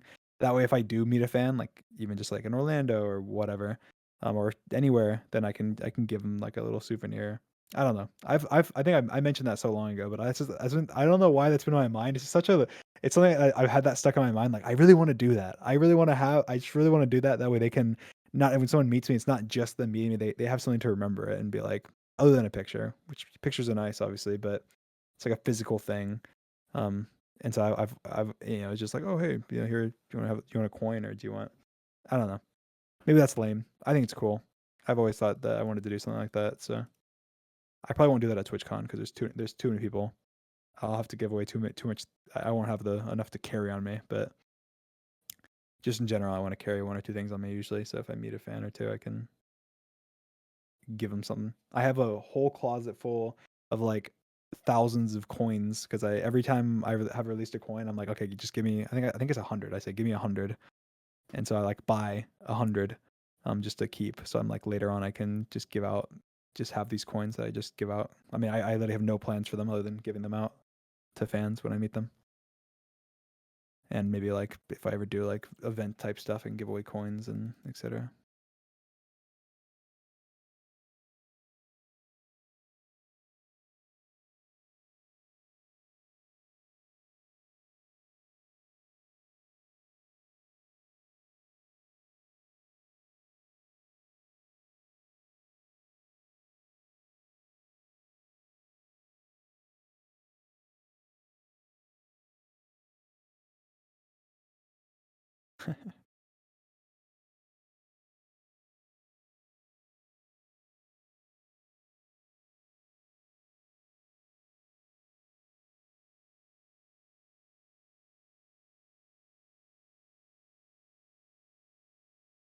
Do you plan to record the first time you meet GNF? Maybe post a whole vlog? Yes. Look, you guys will see our first interaction in person, us meeting. You'll see him. I'm sure you'll see him. You'll probably see him like meet Patches. You'll probably see him meet like my mom. You'll probably see him. You probably see him meet Drista. I don't know. I don't know. I don't know. I don't. We don't have it like exactly planned out. Obviously, it's just gonna kind of happen depending on how it happens. But um, I'm sure you'll see. I'm sure you guys will. It'll all be on film. Hey, you waited. You waited this long. You don't think we're gonna milk it? Come on. It's gonna be milked. You got look. It's gonna be milked for your benefit and for our own. It's a win-win of milking all the content, all the meetup content and everything.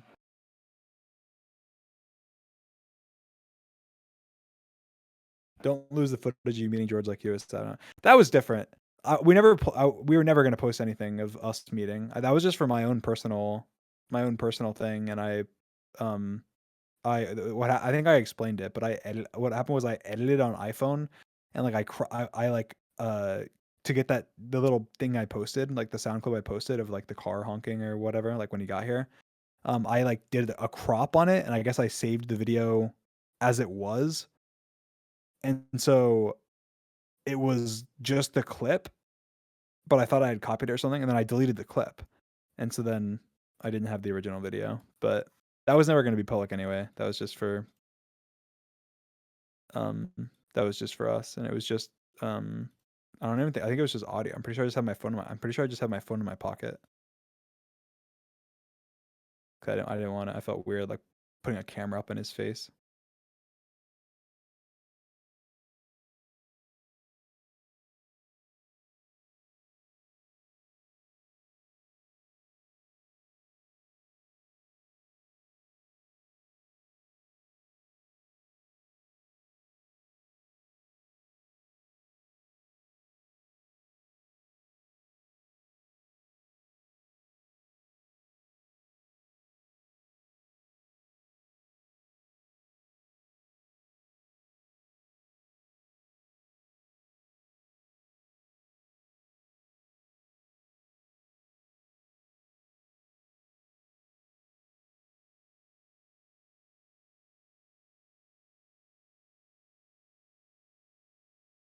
So I want to ask you guys this. This is a good question.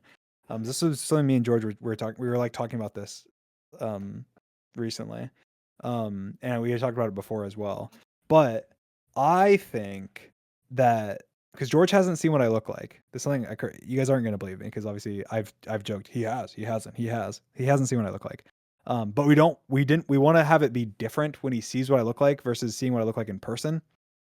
So I had told him before, like essentially, when he gets his visa, he could just FaceTime me, like, and he can record it or whatever, and you know, just essentially get like so it's two separate reactions. Obviously, us meeting because otherwise, I feel like it potentially will be muddied. Unless you guys think he should just meet me and see me for the first time at the same time, but my personal thoughts is that it's two different reactions, and so it's kind of like overwhelming if it's two at once.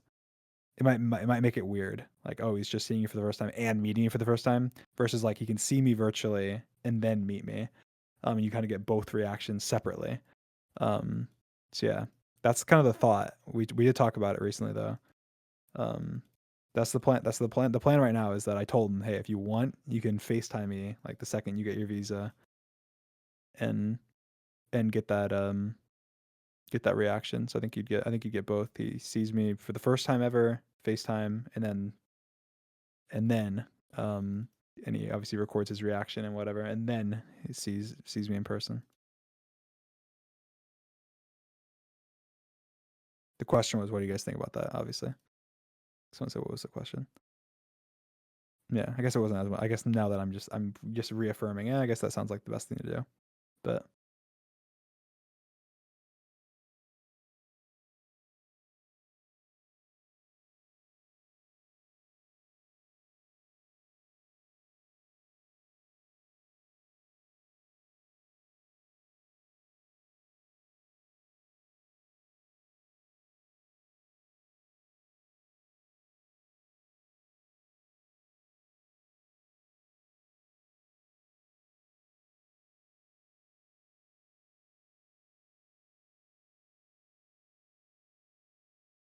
be a good cook for the vlog. Yep. You guys seem to agree. Some people are disagreeing, but you guys seem to agree generally. Yeah, I feel like it's just it separates it, so it's like there's two separate epic kind of moments, and then also it separates it because I feel like it's just a weird thing seeing someone for the first time. Like it's a usually it's not like a big deal because you usually just are used to seeing people, and so I feel like having you meet somebody and see them.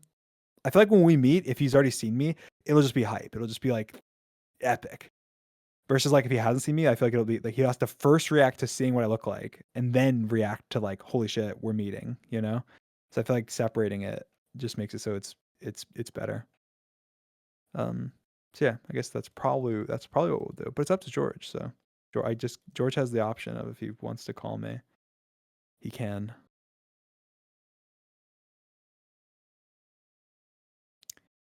Are you doing the same with Quackity and Carl, like two different reactions? I don't know. I have no idea. I think I promised like this. Yeah, if you asked about Quackity and Carl, but I'm pretty sure I promised Tommy that he could FaceTime me and see me before the face reveal goes live at all. So he could at least so he can at minimum see me before the public. He's asked me, you promised me, right? You promised me before the world sees your face. I will, right? I'm like, yes, Tommy, I promise. But I think for Quacken and Carl, I don't know. I mean they'll definitely see me before like the face reveal. So I'm guessing the answer is yes. It'll be separate. I don't know if we'll like film it or anything, but they'll definitely see me before.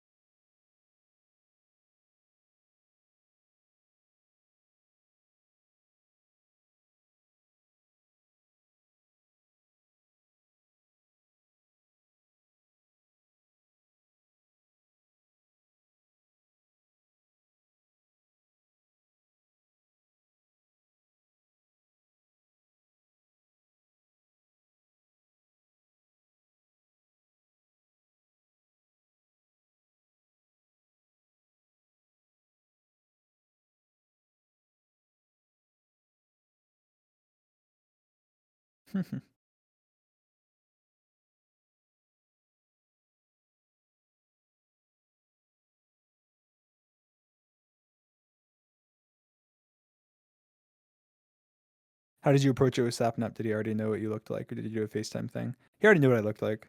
Son and I had we had already like video called and shit a bunch of times. I mean, he hadn't seen me in a bit since when he did see me, but like he just knew what I looked like, and we had already like he knew what I looked like, so there wasn't like a big thing.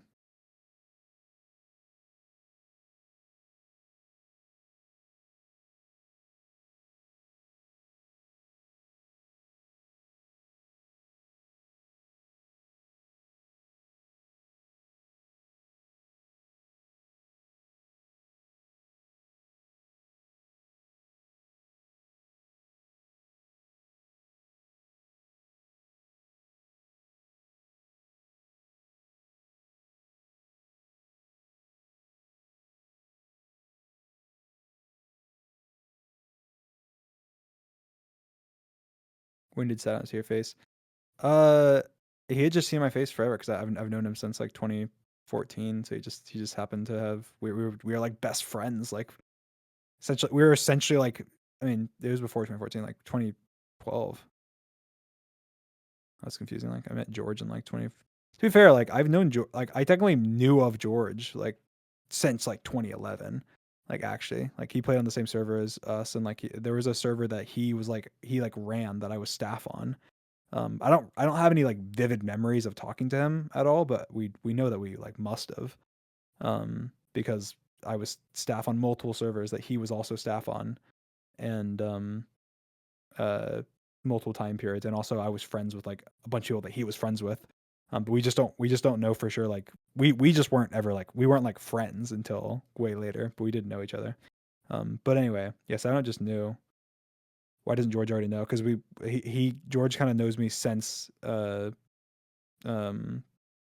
I was like more aware of like my online presence, and so I don't know, like so I was only since I was a kid, and George has only known me since I was like a teenager.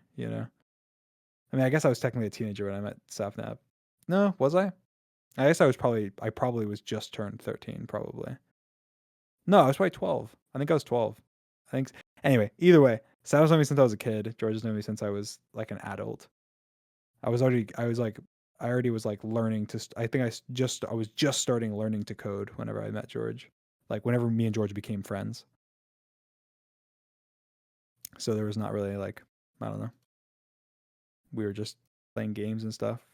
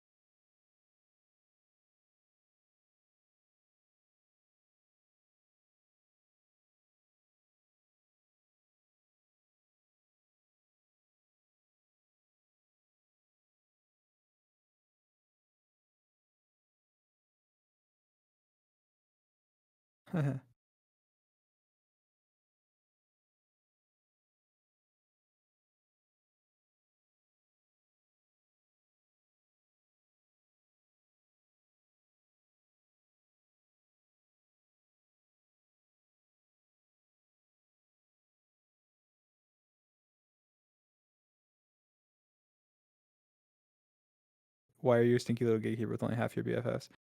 It's just like coincidence. Like it's the same reason like I never planned to be a faceless creator. It just kind of happened. Like I didn't at all plan on being faceless. I just happened to like have not posted my face and then I blew up quickly and then people made art and stuff and I liked it and I thought it was cool. I thought it was funny to joke about a face reveal. Um and then it just became a part of my brand and so I just was. Like I never planned on doing it. I just never really like I never had a webcam or anything. I never like showed I didn't even have like Snapchat until like I don't know, 2017 or something. I don't know. Or later. I don't know. 2018 probably. Yeah, probably 2018. I don't think I had Snapchat until um or like any social I didn't have guys remember I didn't have social media. Like I've never had like a Facebook. I've never had like before YouTube I never had like a Twitter. Um like my Twitter um was made in like I'm looking at it. My Twitter was made August 2010, but that was only because like I had to as like part of a class I was in, I had to like make my Twitter. Like it was like a technology class when I was in middle school. Um so like I never had a Twitter. So I never had any social media. So I don't know, I didn't go around showing people my face. So like none of my friends had ever seen my face. Nick had because we just called all the time, and so we would just we just called. Me and Nick just called so much, and it was when I was a kid as well. And I had like I had like a laptop that had like a laptop camera, and I would turn it on sometimes whenever we were just like in like a Skype call. Um, but no one else that I knew saw what I look like. And like Alyssa, obviously the only two people who have seen me are Alyssa and Sapnap. And Alyssa was only just because I just happened to be like in the area and was like, "Do you want to meet?" And she was like, "Yeah." And I was like, "All right, here's a picture of me." And then we met, and that was so again, it was just kind of like a necessity. It wasn't actually um a planned out thing or anything. So yeah,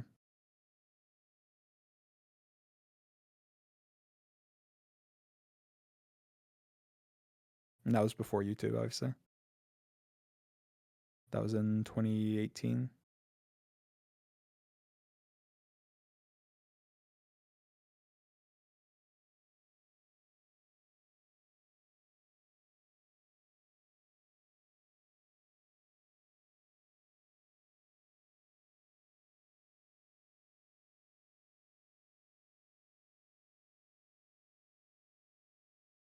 it's so funny. I remember vividly, quote unquote, face revealing to Sapnap. Um, I remember vividly because what had happened was, uh, I had just gotten. I could probably find out the exact date it was on because I remember. I went to a wedding with my family, and I had a suit, and it was like after I got home from the wedding, and I was on the back like porch, and I turned my camera on. Like I went on Discord and I turned my camera on, and because I was like wearing a suit and I thought it was funny. Um, and I think that was the first time he ever. That was definitely the first time he ever saw my face. And it was like I was wearing a suit and I thought it was funny, and so I turned it on. I was probably like 14 or 15 or something. Um, and so yeah, that was the first time he ever saw my face. I was wearing a suit and I was out on my back porch on my laptop. Um, yeah.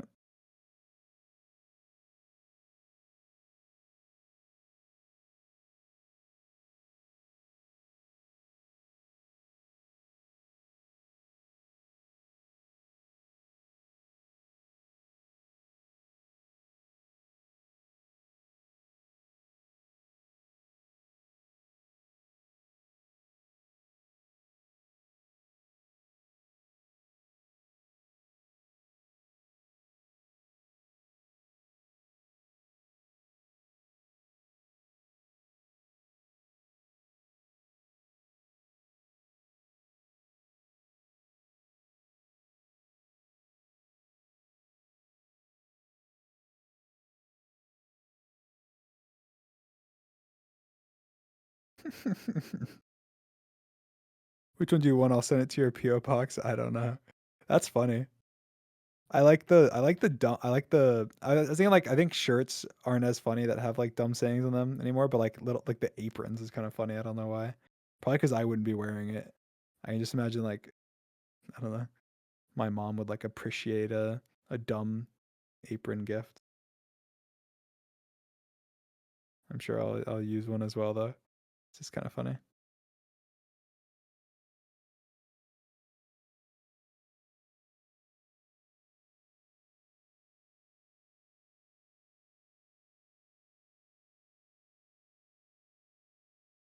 Think of good questions, guys. I have to go to the bathroom, so I'll be right back. Think of some questions.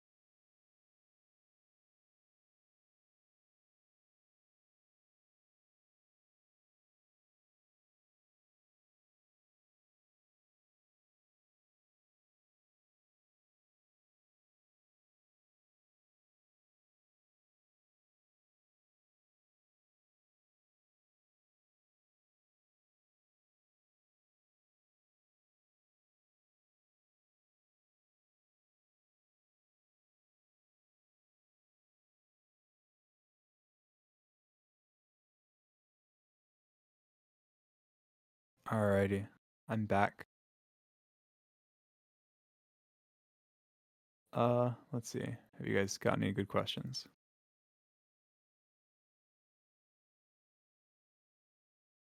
What was Saturn's face reveal? When did you first see his face? I don't remember. I don't remember. I think I just kind of did. I think he had a webcam.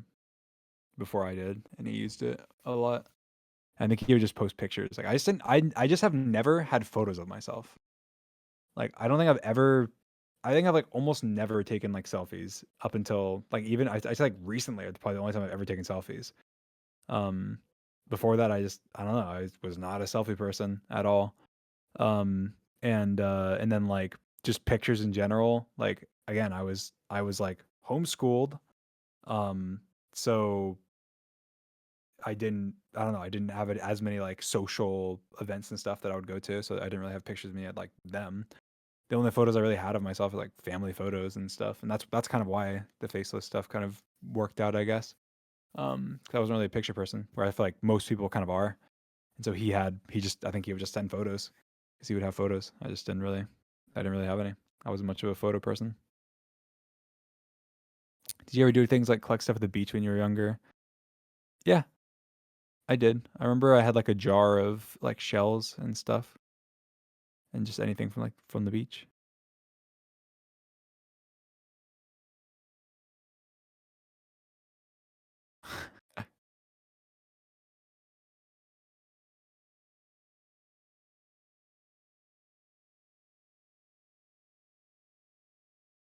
You should recreate the gator wrestling photo for your face reveal.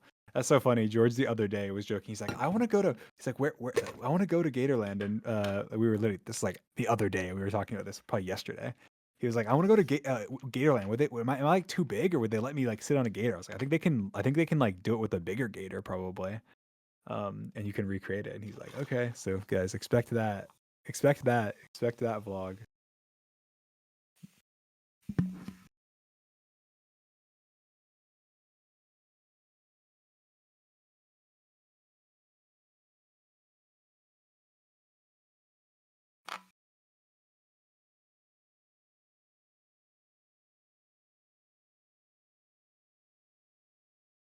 Do you currently have facial hair? I have a bit of stubble. I've been keeping the stubble recently. Like just every time I get it to where like I don't really have a like you wouldn't say I have a beard, but you would say yeah, I have like I'm not clean shaven.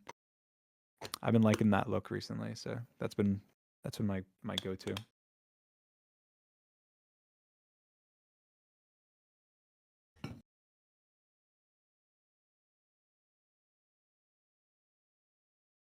You consider the X-ray video as the funniest video you've ever done?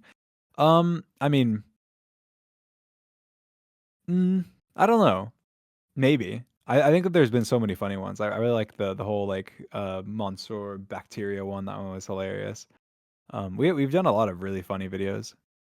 Um, and that were like super fun to record and everything. Um, I feel like so many there's been so many really funny ones. That one is really funny though.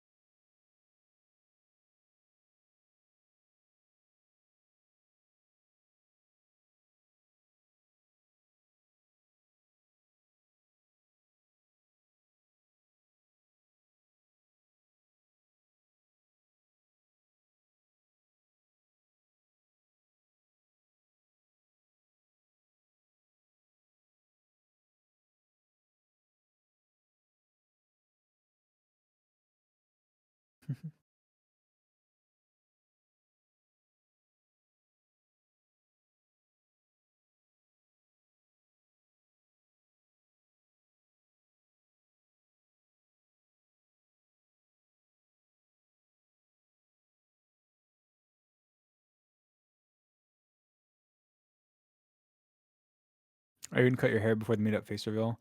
Also, how long is your hair right now? My hair is really long right now. I will cut it before the face reveal for sure.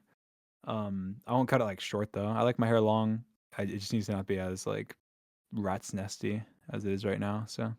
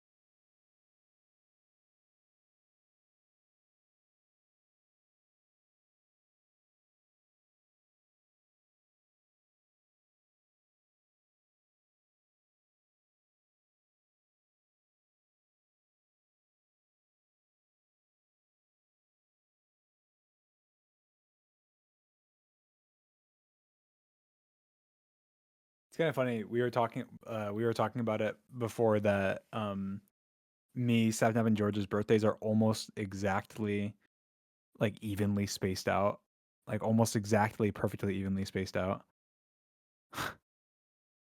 If my birthday was on the 1st of August, it would be we'd be like the perfect like trio of birthdays, like exactly evenly spaced out. I'm pretty sure. Or if I and maybe it wasn't maybe not August, maybe if I was maybe July, I think. Wait, I don't know. Wait, what is it?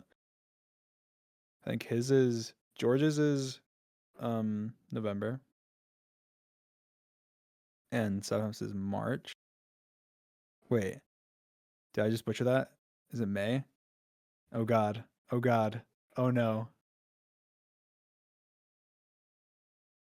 No, it's March. Okay, it's March.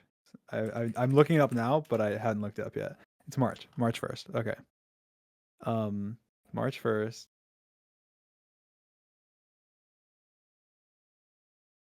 Because then it goes um April, May, June, July, August, and then September, October. Yeah, if I was July. Okay. Well, if I was July, our birthdays would be like perfect. If I was July 1st. Well, it's just funny because his is March 1st and then November 1st. So look, I knew it was March, guys. I knew it was March. That's why I said March. I just started doubting myself because I was like, wait, March feels too early, but it's not too early. I don't know why March felt too early. It just did. I think it's because I was thinking that they're evenly spaced out. And I was like, how are they evenly spaced out if it's March? But then I realized I was like, well, it's not. It's not actually evenly spaced out. I think it's just that it's November 1st, and then his happens to be March 1st. So.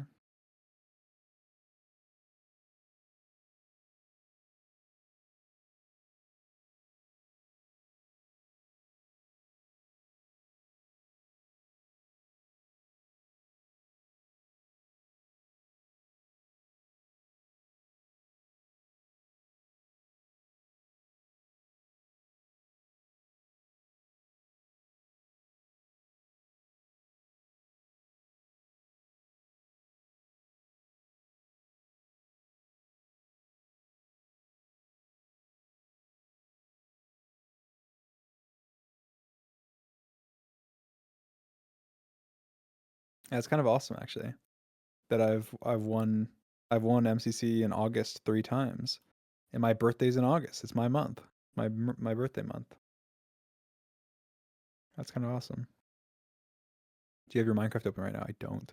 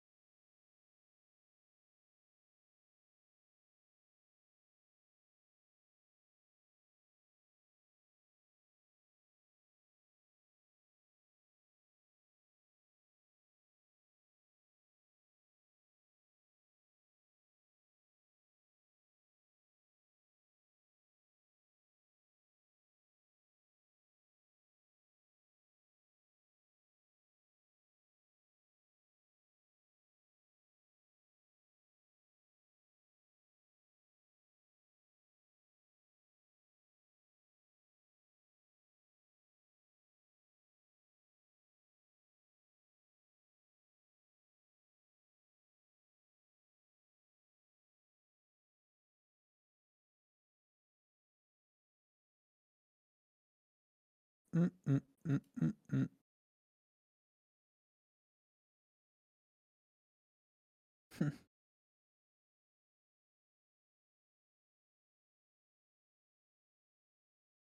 Will you make solo TikToks when you face Charlie? Yes. I'll probably be I'll be a dumb TikToker. I'll probably post a decent amount of TikToks. Anytime I have some dumb idea, I'll just that I don't want to make like a video of, I'll just post it. Even like dumb Minecraft stuff, probably. I don't know. I'll do a bunch of IRL stuff, just random shit.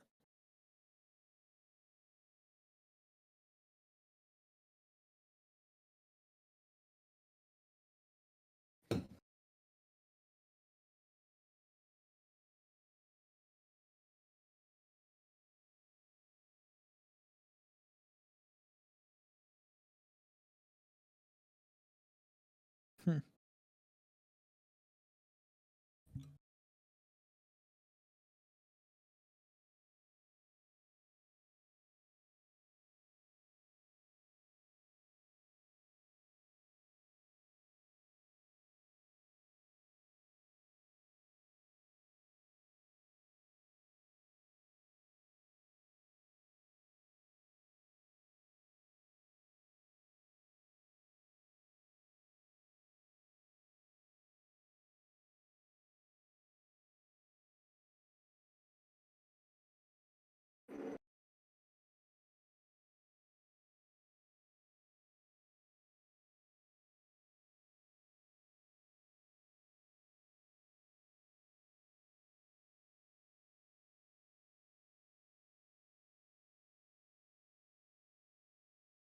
1 second.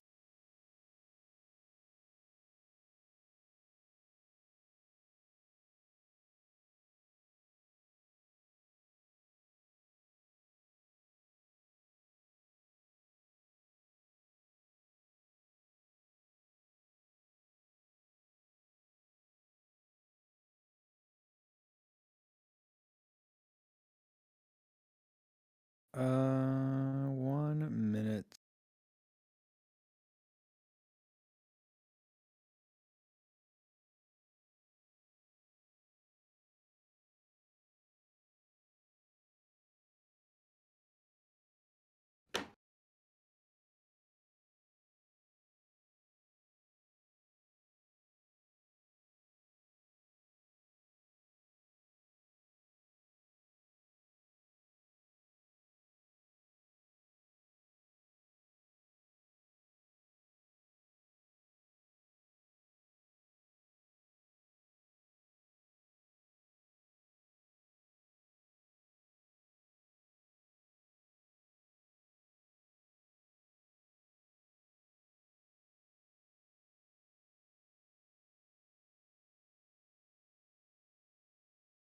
Um,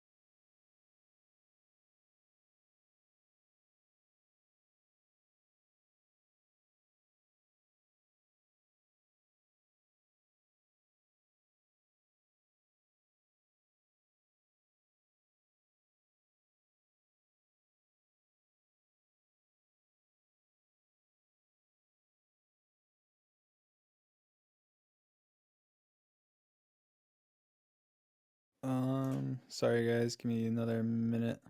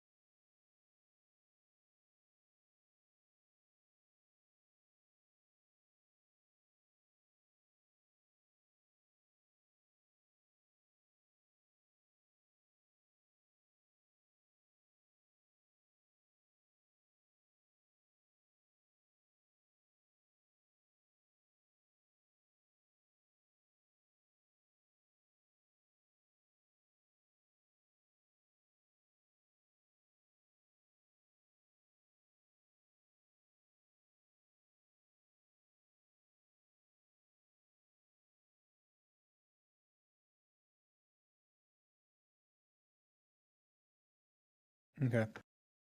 Sorry guys, I'm back. I just was writing some Dream SMP lore. I just had an idea and um had to write it down and send it out. Does that ever happen to you? You just have a random idea. I'm back. Um yeah.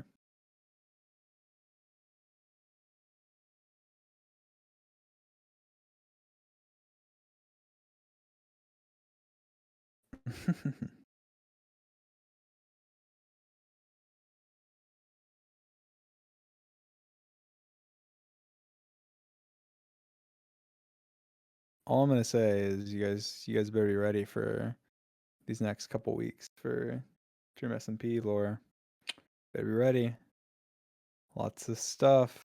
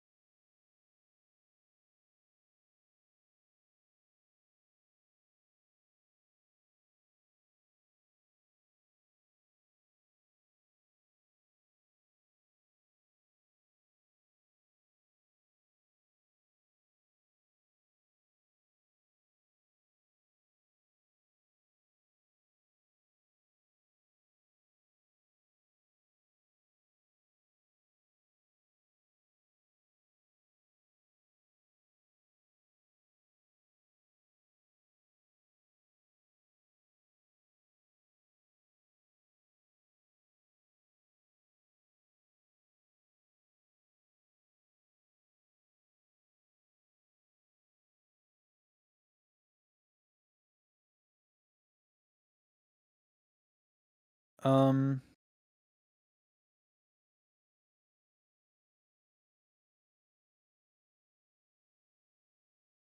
is there a date in which there will be GMSP Season 2 start date?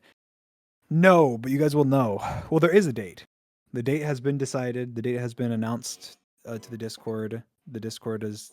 We had a GMSP meeting about it. We all, like a ton of people showed up, and we all discussed it and planned out when it was going to be, and we picked the dates for the end of season 1 and the starts of season 2.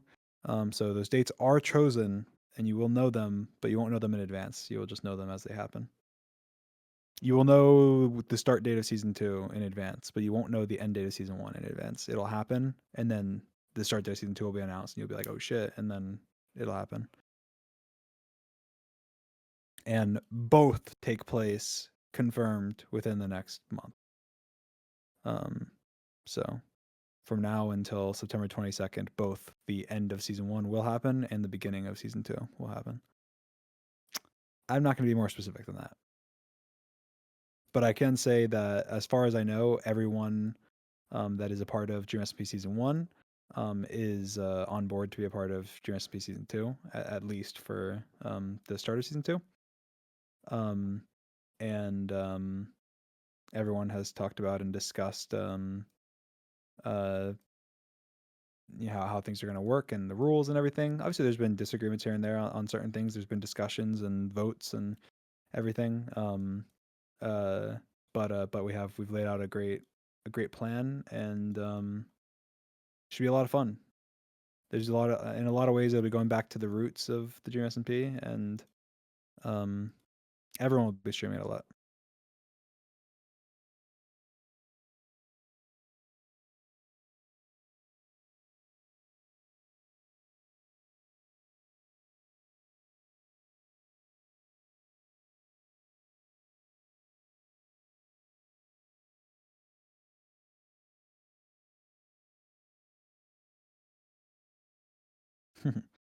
Why'd you wait until we started school again? I swear nothing happened all summer. Now everything's happening, coming back. We tried to make it work for summer. The problem was just there was so much to work out and so many things, and we only really had the initial idea at the very beginning of the summer, and it was like, let's get it by the summer, and then it just took longer. It just took longer than the summer. The plan was originally to have it be like a Dream SMP summer kind of reset, and um well, not reset, but you know what I mean. Revamp, relaunch. Will Dream XD appear in season 2? You have to wait and find out.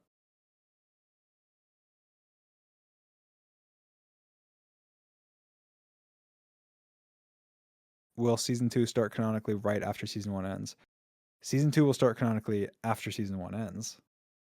I mean, the specifics you'll have to figure out. Will season 2 of GMSP be a totally different story or a continuation? Season 2 GMSP will be a continuation of the story from season 1, in one way or another. It will not be, hey guys, this is a completely different thing, but we're calling it Dream SMP. Things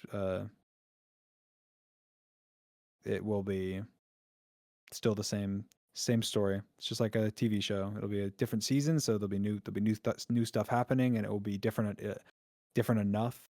I guess I can compare it to like, The Walking Dead as an example. Like from season to season, it's very different show, even though it's very similar.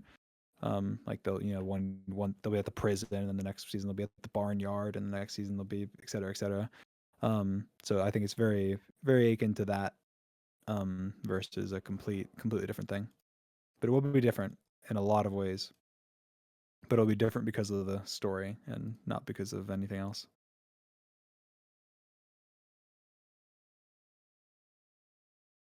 And yeah, I mean, the reason I saw people talking about season 2 versus whatever, it's just easier to digest it being called season 2. Obviously, we've all said before season 2, season 3, season 4, and like different things. But there was nothing official about it. It was just kind of a joke about like, oh, things have changed so much that it's a new season. So everyone can kind of go back and call those whatever they want. We all decided that we were just going to call this season 2 because it's the first time it was actually a designated kind of break and a designated start and beginning and a designated end. We've never done that before. So season 1, season 2. and everything else can be chapters, or volumes or whatever you guys want to call it from the beginning. We don't really, you know, I don't think anyone has too much of a preference, but season 1 and season 2 are what we decided to call them because it seems the most accurate to what they are.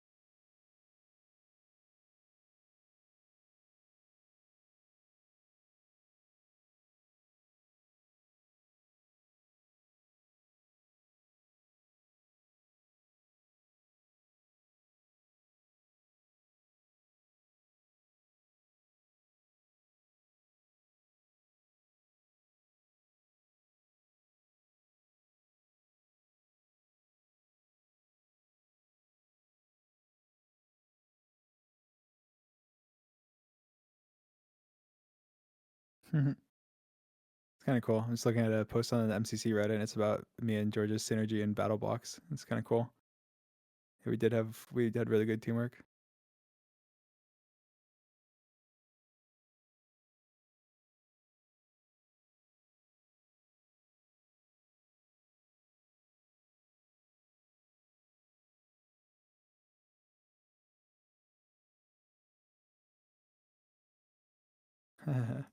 That's pretty cool.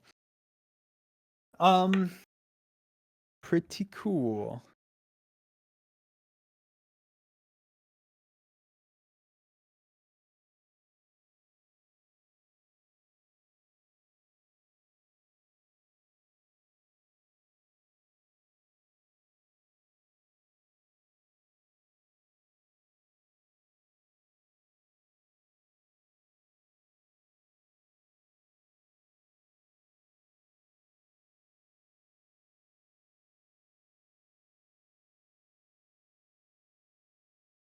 Uh, all right. I'm just refreshing the hashtag now. I was just giving it some time. Get some new stuff.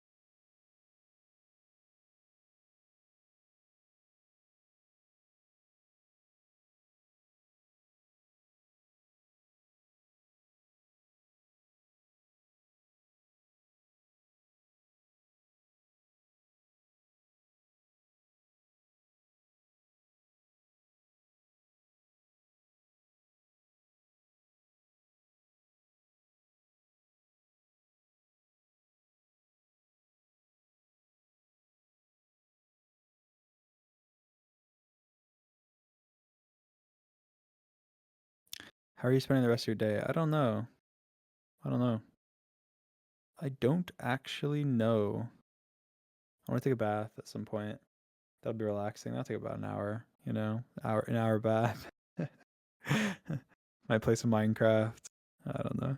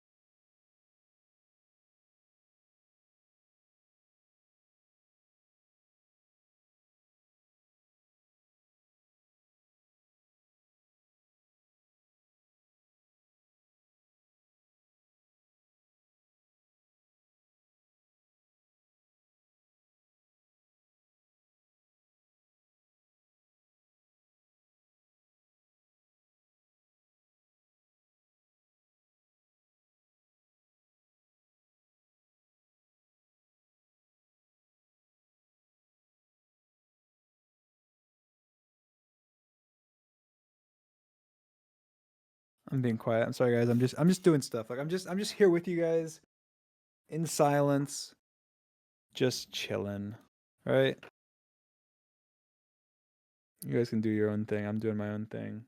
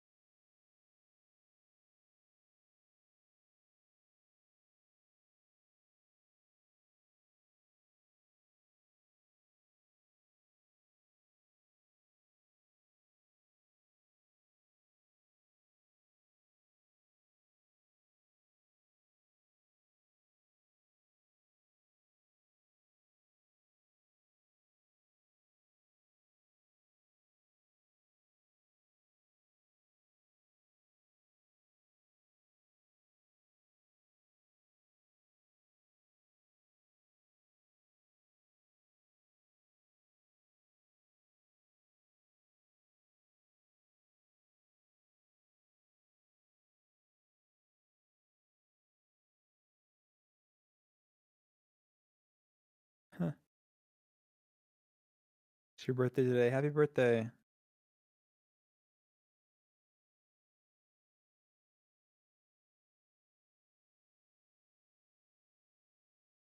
Since you'd be teaching George how to drive, would you film it? Yeah, we'll definitely that'll probably be a vlog. I'm gonna teach him how to drive. Me and Nick probably. Me and Setup.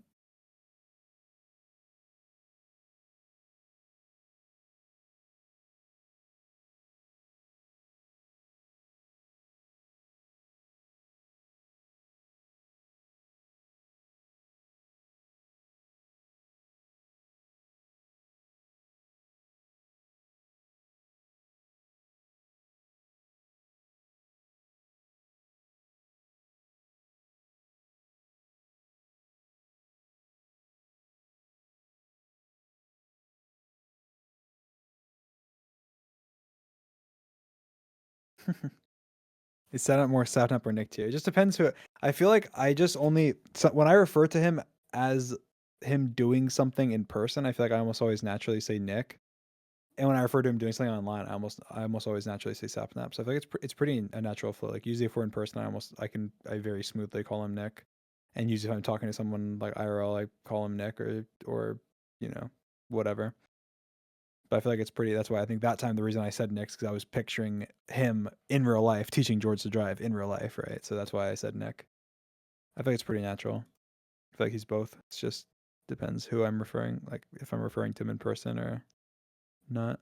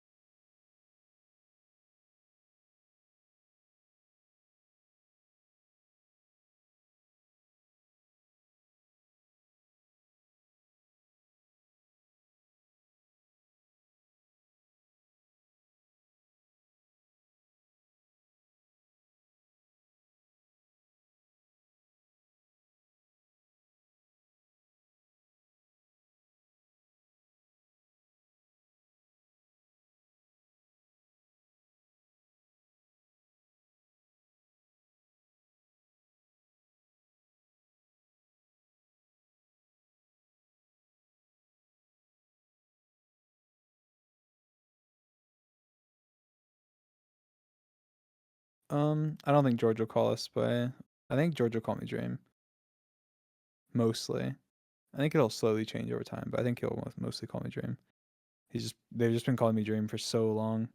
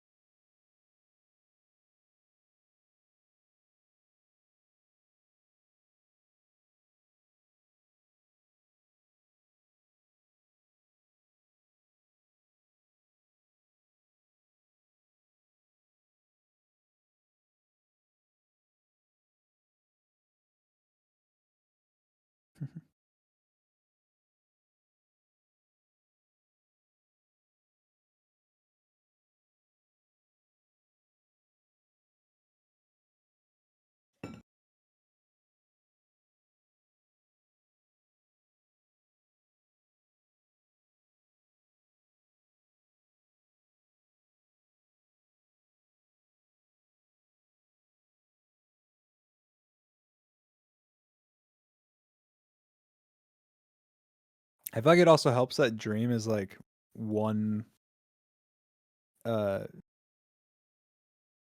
is it one syllable? Dream, dream, dream. Is it dream? Is it two syllables or one? It's one syllable, right? It's one syllable. Dream, dream. Wait, is it two?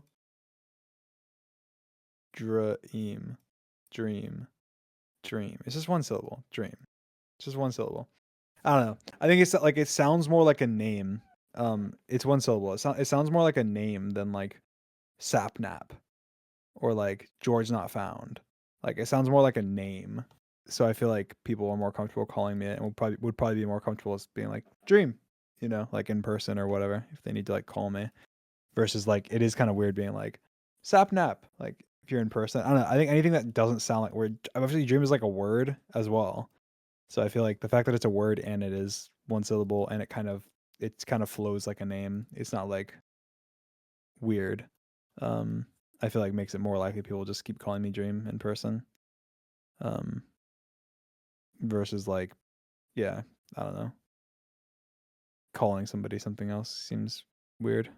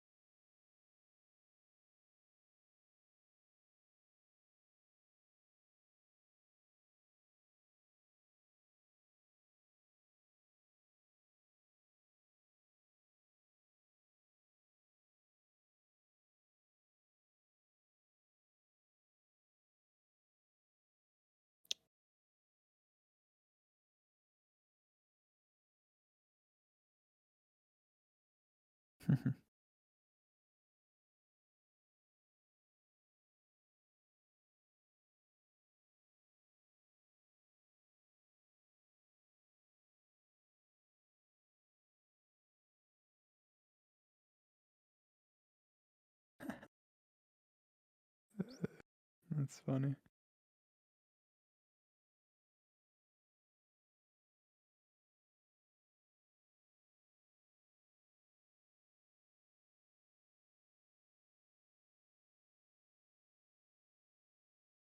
Do you prefer Dream over your actual name? That's a tough question. I think I do like. I don't know.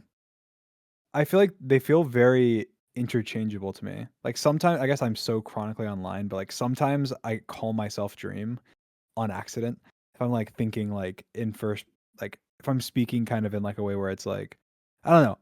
I know it for a fact that out loud I have called when I'm referring to myself, I have called myself Dream rather than Clay multiple times on accident. But also I primarily call myself Clay if I'm referring to myself or thinking about myself.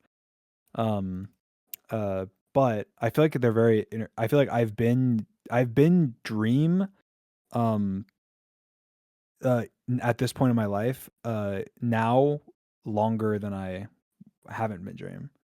Like, I mean, I first started calling myself Dream, and actually, I technically it's not longer, but it's close. I think I first started calling myself Dream in like 2013, um, maybe like late 2012, um, and so I mean, it's been obviously 10 years, um, so it's close to like half my life, and all my like best friends are have been like my online friends and stuff. So I get called Dream by way more people than I get called Clay, obviously. So they're kind of to me they're very interchangeable. Like to me, Dream is just as much my name as Clay is, which sounds kind of funny, but it's true. I feel like weird. I feel even I don't know. I feel weird saying that, but I think it's true. I don't mind it. I like the name Dream. I like the name Clay. I like my name, and they're both my name. One's my birth name, and one's my chosen name. I don't know if those are terms or not, but there you go.